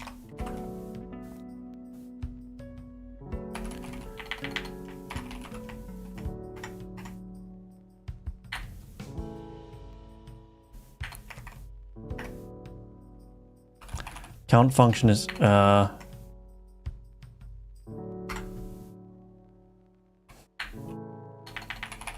dot count function is equal to count function or this dot count function. Okay. Read only. And then in here what we'll do is we will just do this. Return count function with this. All right. So now we can supply a custom count function in that. There's going to be all kinds of additional errors though, I think. Maybe. Let's see where all the errors are. Me being distracted by Silksong, maybe I should slay code bugs instead, yeah. For more card ideas, you could refer to tarot decks as their cards can match your theme. Oh yeah, that's true. That's definitely true.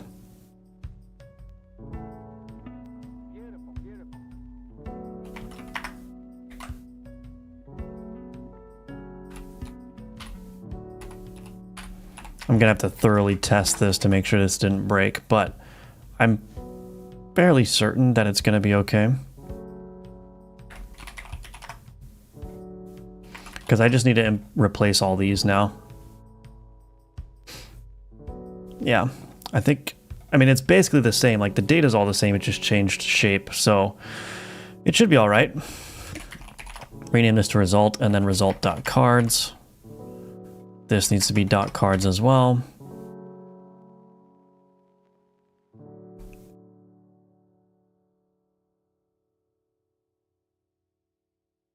So all in all, there's not too many places where this is broken, but gonna need to do this.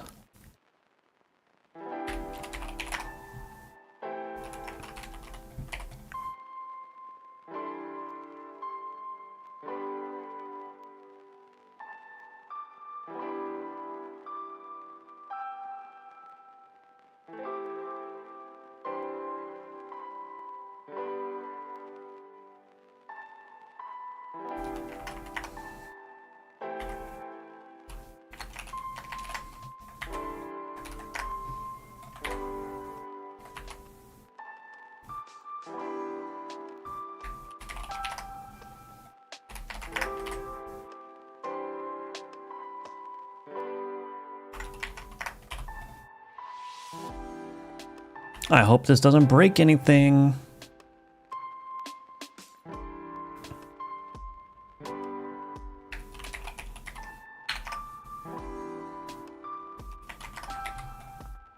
I don't think it should. I'm pretty confident that this is just...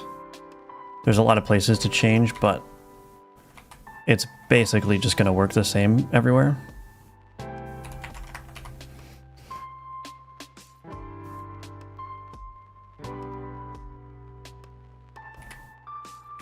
Oh, wait.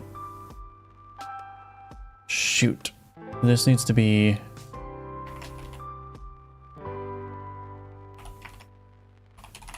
This actually needs to be a query result here.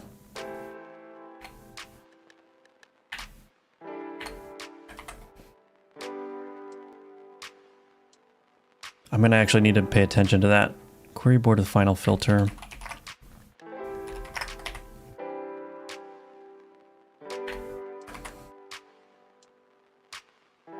I might need to go back and change some things.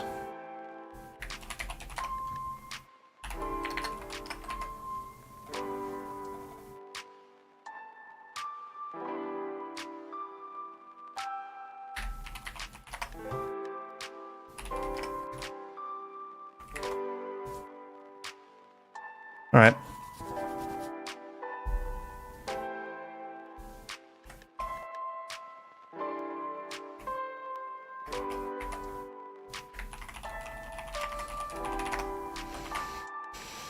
So what did I all change here?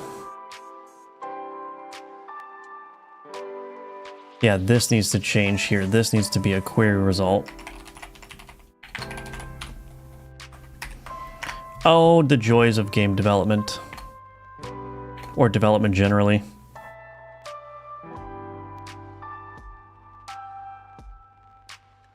So this is interesting, actually. Query board with final filter.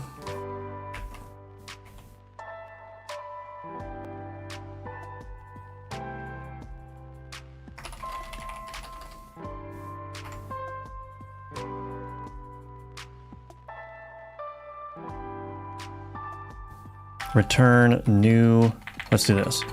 Var modified result is equal to new query result. Modified result dot merge with.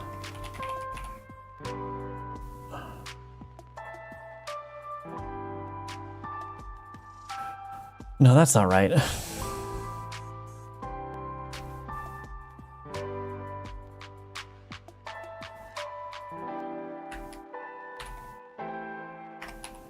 Yeah, modified result. I guess it would be easier to just do this. Cards equals result.cards dot to list. Let's make sure these are required.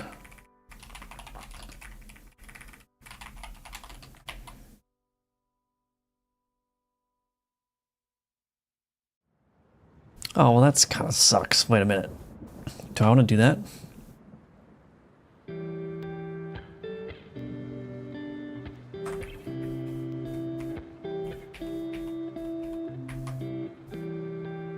Well, this is going to be a little bit wonky, I think, but we'll keep it like that. Now, where was I at?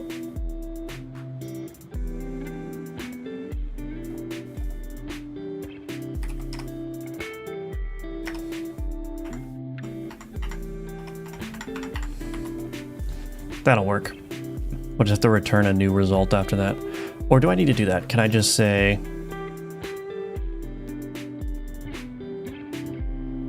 That creates a new...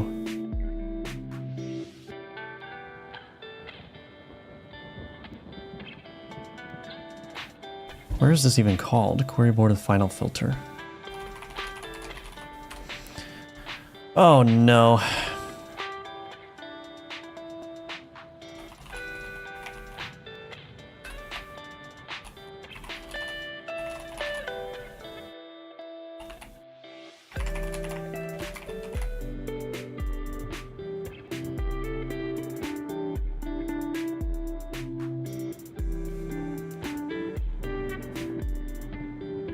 This caches that query result. Query board of the final filter. I'm just wondering if it's safe. I don't know if it's safe to do this. Can I just do result.cards is equal to that? I just don't know if that's safe to do, so... Oh, shoot.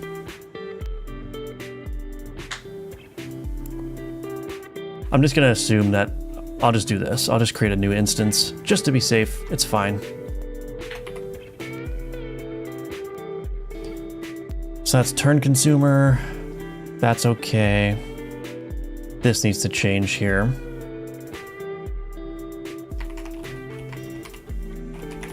Goodness gracious, what are we doing? We're refactoring to support additional query data. Are you using any add-ons in this project? Not really, no.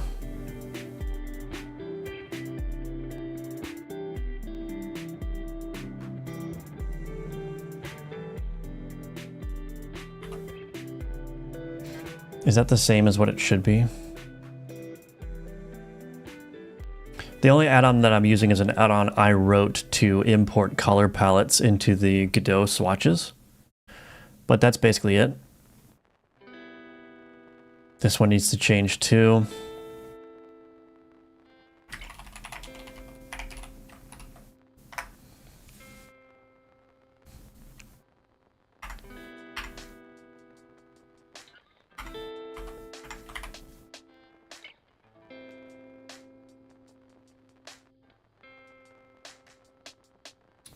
Just trying to make sure the AI didn't change the logic here. I don't think it did. Get query results. This... That's fine, actually.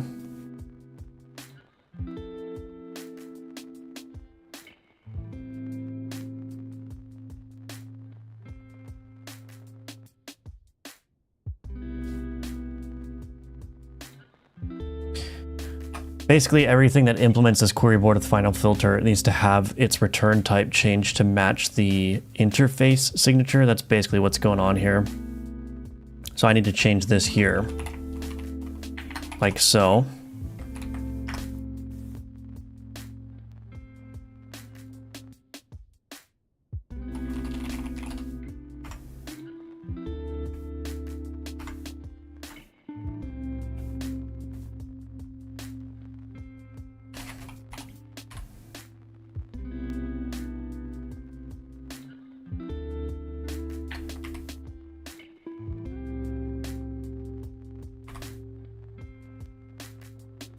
Okay, that's good.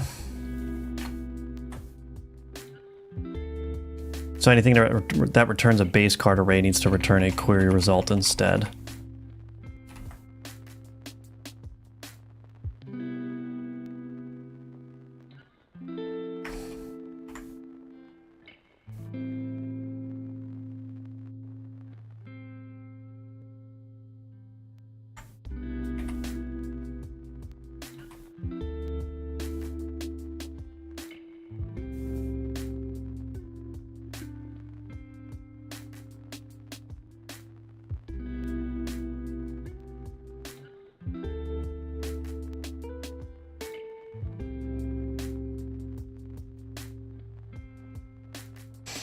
Okay, well, I think we're almost done with it, though.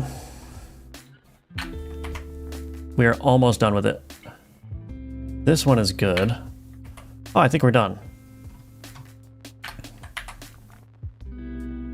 Now, why did I do all that?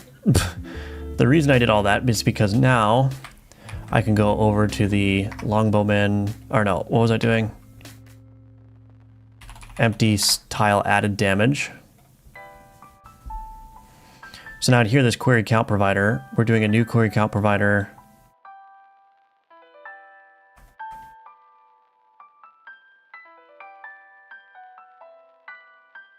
I wonder if I should just make this.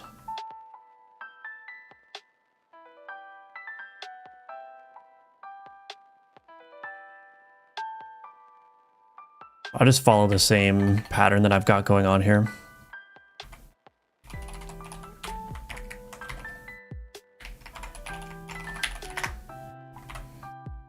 Count function, set that to that by default. But now,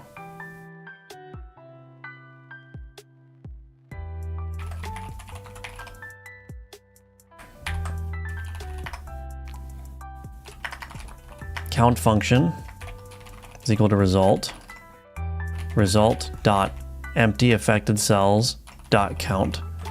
This query directions needs to be adjacent. I think that's basically it.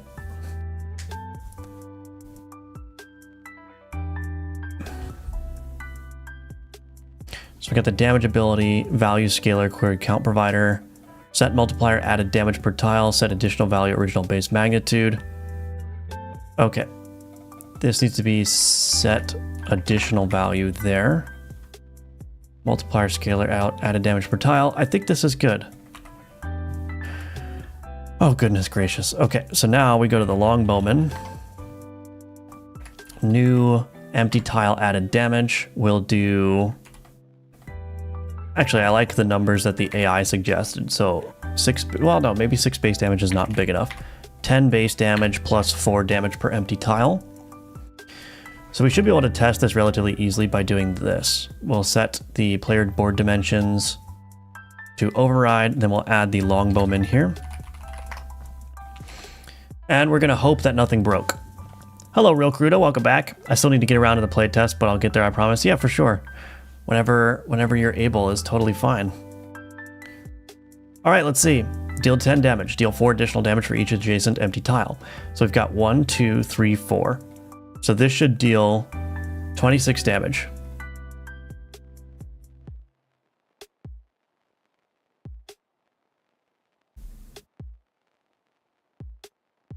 Will it do 26 damage? Boom, 26. Look at that. So now there's a tricky part, which is that I need to modify my wave function collapse to work with like making sure that there's empty spaces around the Longbowman. It might already work, but if I put this guy here now, it should be 1, 2, 3, 4, 5, 6, 7, 8. So 8 times 4 is 32, so it should deal 42 damage now. Bam, 42 damage, look at that. Did it work first try?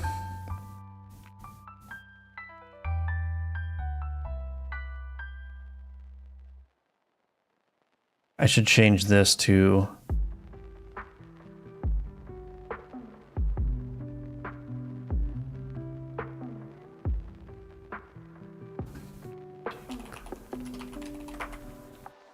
We'll call it a grid cell, I guess. Okay, I'm not quite... I don't know if I want to commit this yet, because I need to investigate that wave function collapse. Board configuration editor. Let's run this. This is quite an involved card. Was not expecting that. So yeah, I don't think the wave function collapse is going to bias...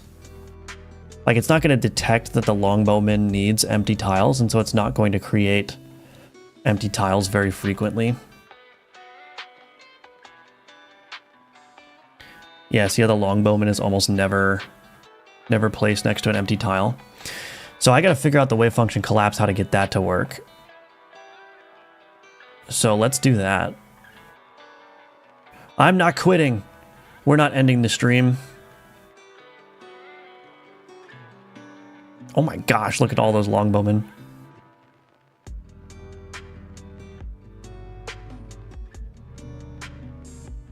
The art does look good in game though, I like it. It would be nice if the card or something else in the UI told you the expected damage output based on placement. Yeah, I think that should be possible. I'm doing that for the Friar. Yeah, I might have to, like I said, I'm in the middle of reworking the architecture for adding new abilities. And I think that maybe that will make this kind of thing easier. I don't know. This system is just very, very complex, as you could probably tell. It's very easy to go off the rails and make it super unwieldy. So I have to take really good care in making sure that everything is being designed in a scalable way. I really like how that Longbowman turned out though, dang. Dang. All right, let's, we can just commit this, I guess, because the card works. Maybe I should check out, let's see. Maybe I should just make sure that some of the, like, I'll just do a smoke test here. I should make sure that the other abilities that use querying are still working. I'm pretty sure it's still going to work because like nothing fundamentally changed. I just wrapped the query data in an object instead that now contains more properties. So nothing functionally should have changed. It was just changing the wrapper. Yeah. So those are still working. We can do this. Yeah, that still works.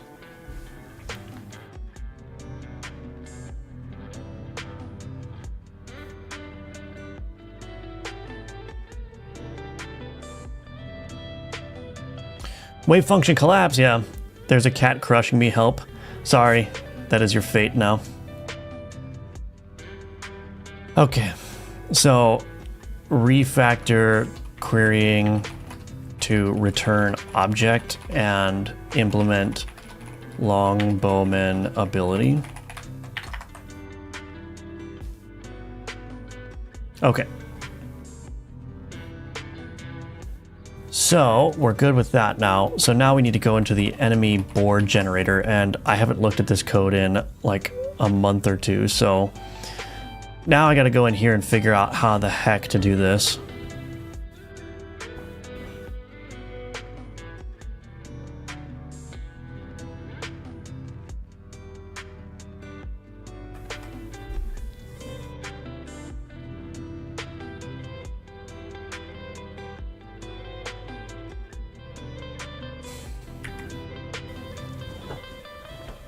Place card and update entropy. Update entropy for placed card. Board queryables. Card get base flattened abilities of type queryable where it's not targeting the target board to list. So it's getting all the queryable abilities. Max affected tiles. Okay. Query affected cells.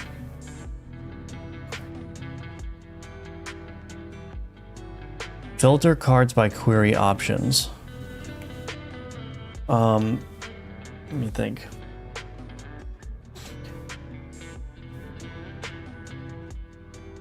Card matches query filters. Sorry, buddy. You okay? You want to say hi to the stream?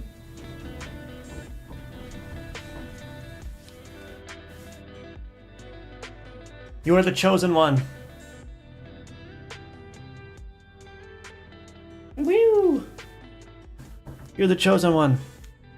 Everyone loves you.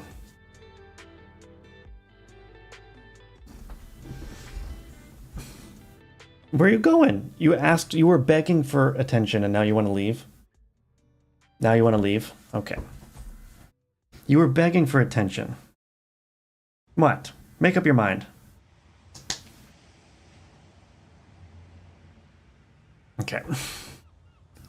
No, you need to trim your claws, buddy. I need to do it, I guess. I missed that little goblin, yeah. When is game release? I want to play it. Send game link now. I know, I'm working hard. I'm trying. The public playtest will be available on Monday, though. So for anyone who has not joined the Patreon as a paid member, you'll be able to play the playtest on Monday. Do I know the Baha'i faith? I do not. I'm sorry. OMG Kitty, yeah. So card matches query filters. Let's see.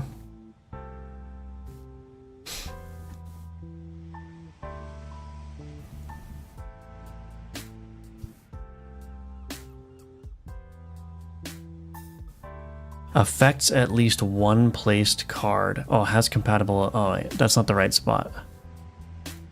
Filter cards by query options.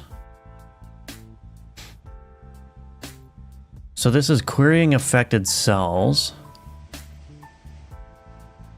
Board queryables.select. Filter cards by so tile data. The tile data is what? It's got a list of possible card IDs. Filter. Oh, this is filtering out null here. Oh, I see.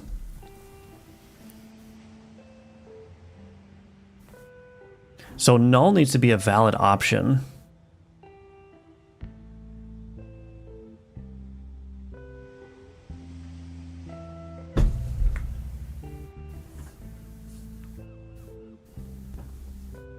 How am I going to do this?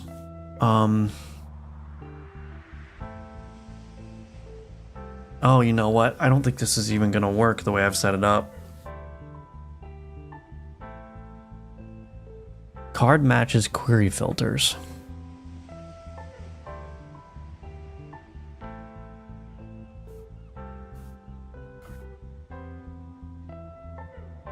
Card matches query filters.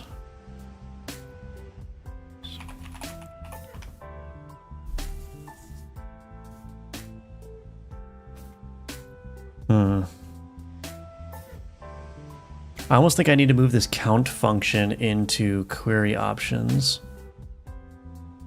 Can I do, I wonder if I can just add an option in here. Do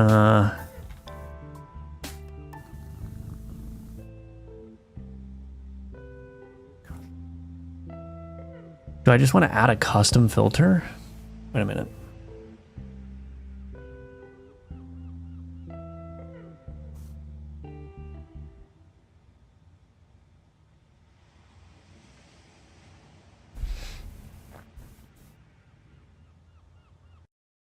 No, the custom filter is not what I want. I almost want like a public bool query empty cells equals false. And then in my board or my query board here,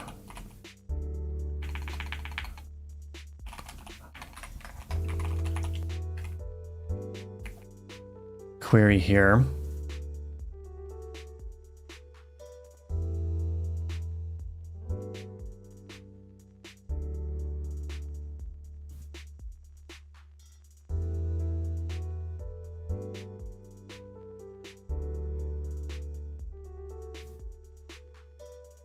If not query options dot query empty cells, then we'll add the result. Is that all I need to do? So then if I go to my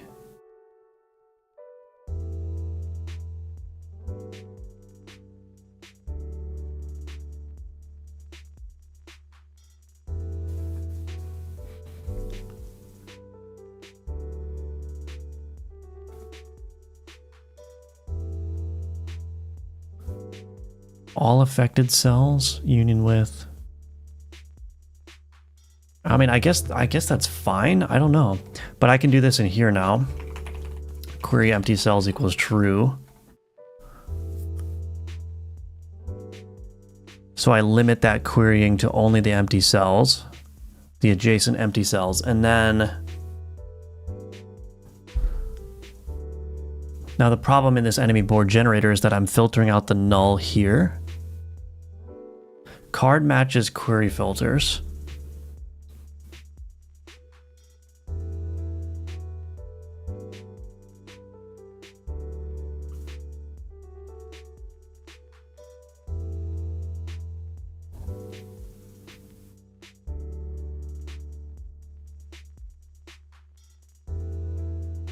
Why am I even removing null to begin with? Do I not want to maintain? I don't know why I did that. That's all right.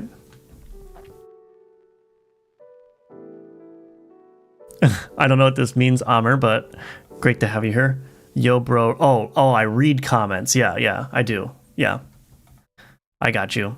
I'll read your comments eventually. Sometimes I go into the zone and I zone out, so to speak. But your comment will be read eventually, maybe. What's the Bowman looking like now? I was gone. I'm sorry, you're never going to see it. No, the Bowman looks pretty good. Here's the Bowman. What do you think?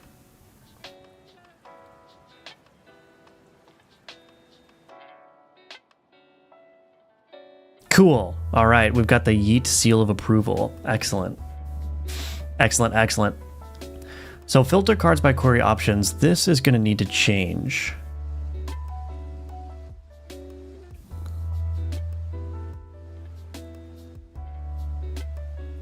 Card matches query. I wonder if I could just do this in here. If base card is equal to null and query empty cells, return true. Is that going to work?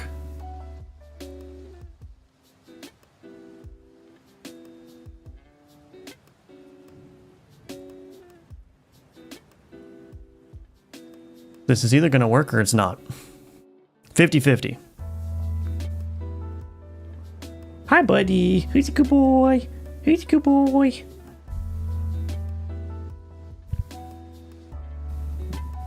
Well, the first Longbowman placement didn't work.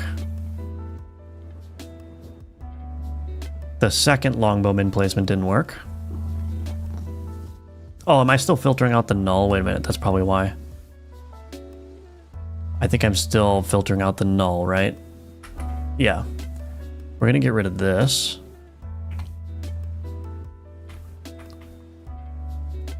Oh, all concrete cards. Oh. This is a base card. Possible card IDs.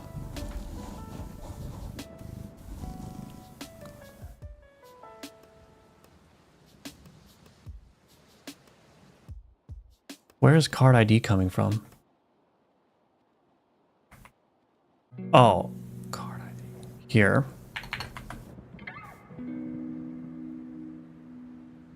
Card ID equals null. We'll do that maybe. I don't know. Let's see. Hello, Shabazz Tunes. Welcome. Good to see you. It's taken me 2 weeks to get Tetris to work properly. I posted an update picture in the Discord for everyone to see. Awesome. I will check that out. Oh. We got a problem. What is going on? Oh, we got some errors.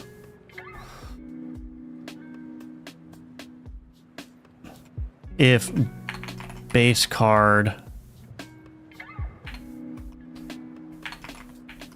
equals null and not query empty cells, return false.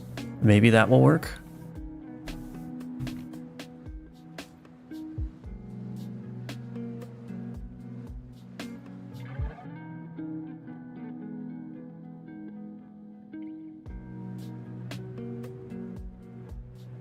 This is just not working for some reason.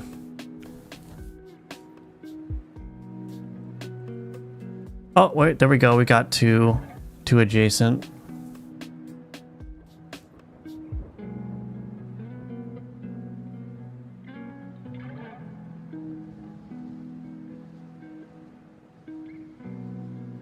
That might have been a fluke, though. Do we have to step through this and figure out what the heck is going on?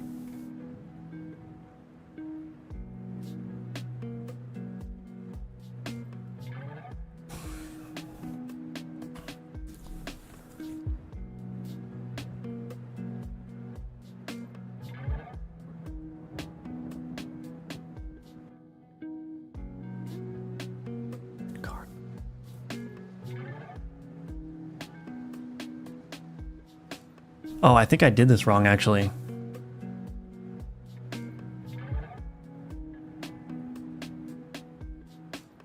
There's a couple of extra cases, right? If base card is not equal to null and query empty cells return false. Right? Is there another scenario that I'm missing? Base card not equal to null and not query empty cells? No, that's fine. That's implicitly handled by this. So basically, if the card we're getting in is null and we're supposed to query the empty cells, then we're going to count that as the null card matches the query filter. If the base card is null and we're not querying the empty cells, then we're going to say that that doesn't match the card filter. And if base card is not equal to null, meaning that it's a card that actually exists, but we're supposed to query the empty cells, then we're going to say that that card doesn't match. Okay, I think I was just missing that one extra case. Hopefully, I don't know. We'll see.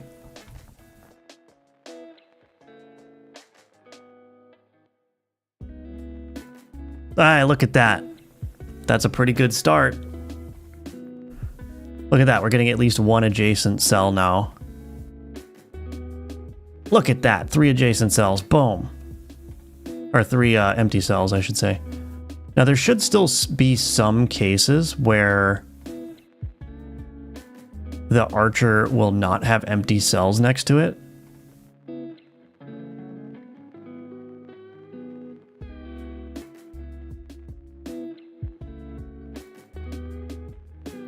Are there any errors? Nope.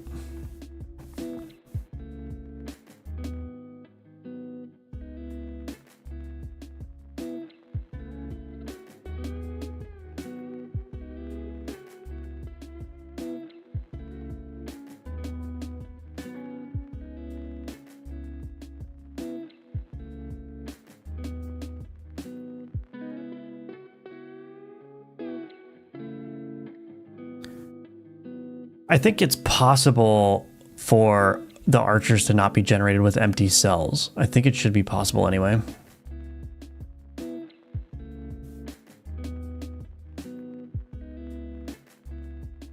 Yeah, see, look. So this one, it's still possible for it to not to generate because the reason why is that, so if this card gets placed first, this barge keep, it's going to say projected minion cards deal 4 damage. And so what it's going to do is it's going to collapse the possibility of these remaining cells down to minions. And if the algorithm happens to choose a Longbowman and place it there, then, or if the Longbowman is placed like last in the sequence or near last in the sequence, the Longbowman is not going to have an opportunity to then collapse the probabilities of its adjacent cells. Does that make sense? So basically, if all of these cards get placed first and then this 2x2 empty space is being selected, it's possible for a Longbowman to be placed in that empty space without then forcing other cells to be empty, which is fine because that adds variety to the combat, right? I think it would be a little bit, it just adds an extra little bit of randomness, right? Like it's possible to get a Longbowman that just doesn't have any benefit. And I think I like that because then it causes the player to think about like the enemy board that's configured. So you might say, oh, well, this Longbowman is actually not that dangerous because now he's not next to an empty cell, right? But in the majority of, here's another example, but in the majority of cases, the Longbowman is going to be generated next to it. So it all depends on like the order in which the cell probabilities are collapsed.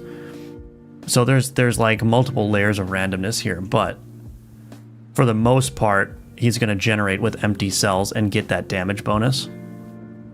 See, here's another example. This one didn't generate, but this one did. This one has 3 adjacent cells. That one also has 3 adjacent cells. And I think I have some logic in here that limits the amount of cells that get collapsed.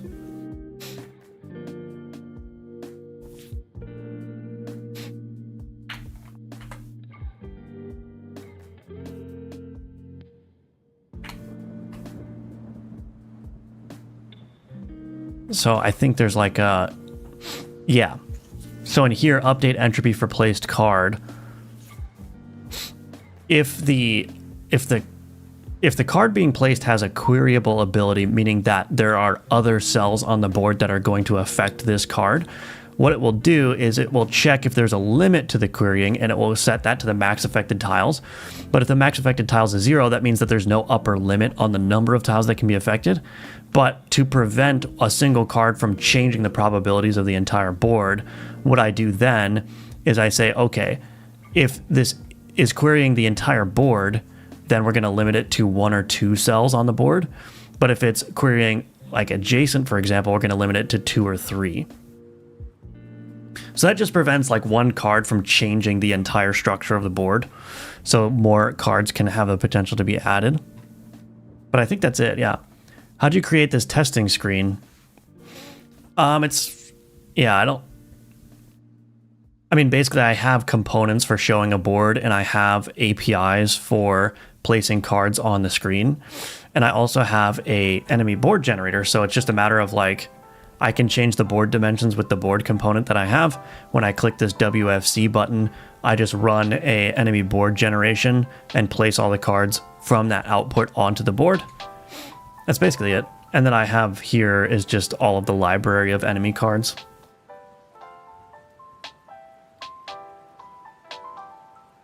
I think it'd be fun to make sure there are no blank spaces as a gambling element. If the Longbowman was a player card, the build would go crazy. Yeah, I think so.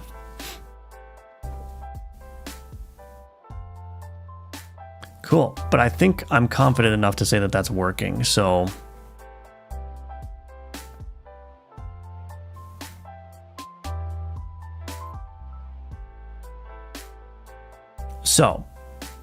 modify WFC to work with Longbowman.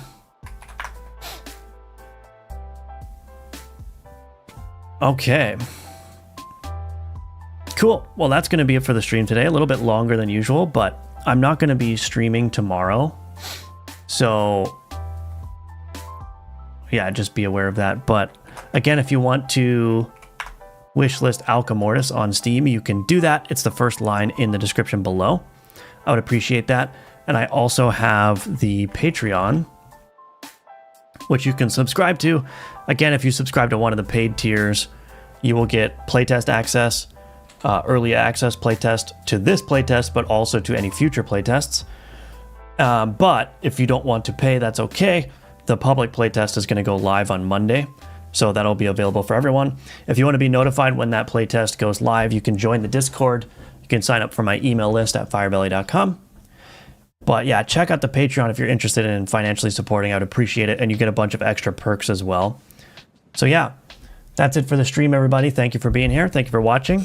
And I will see you in the next one. I'll be streaming again on Monday, so I'll see you then. All right, bye-bye, everyone.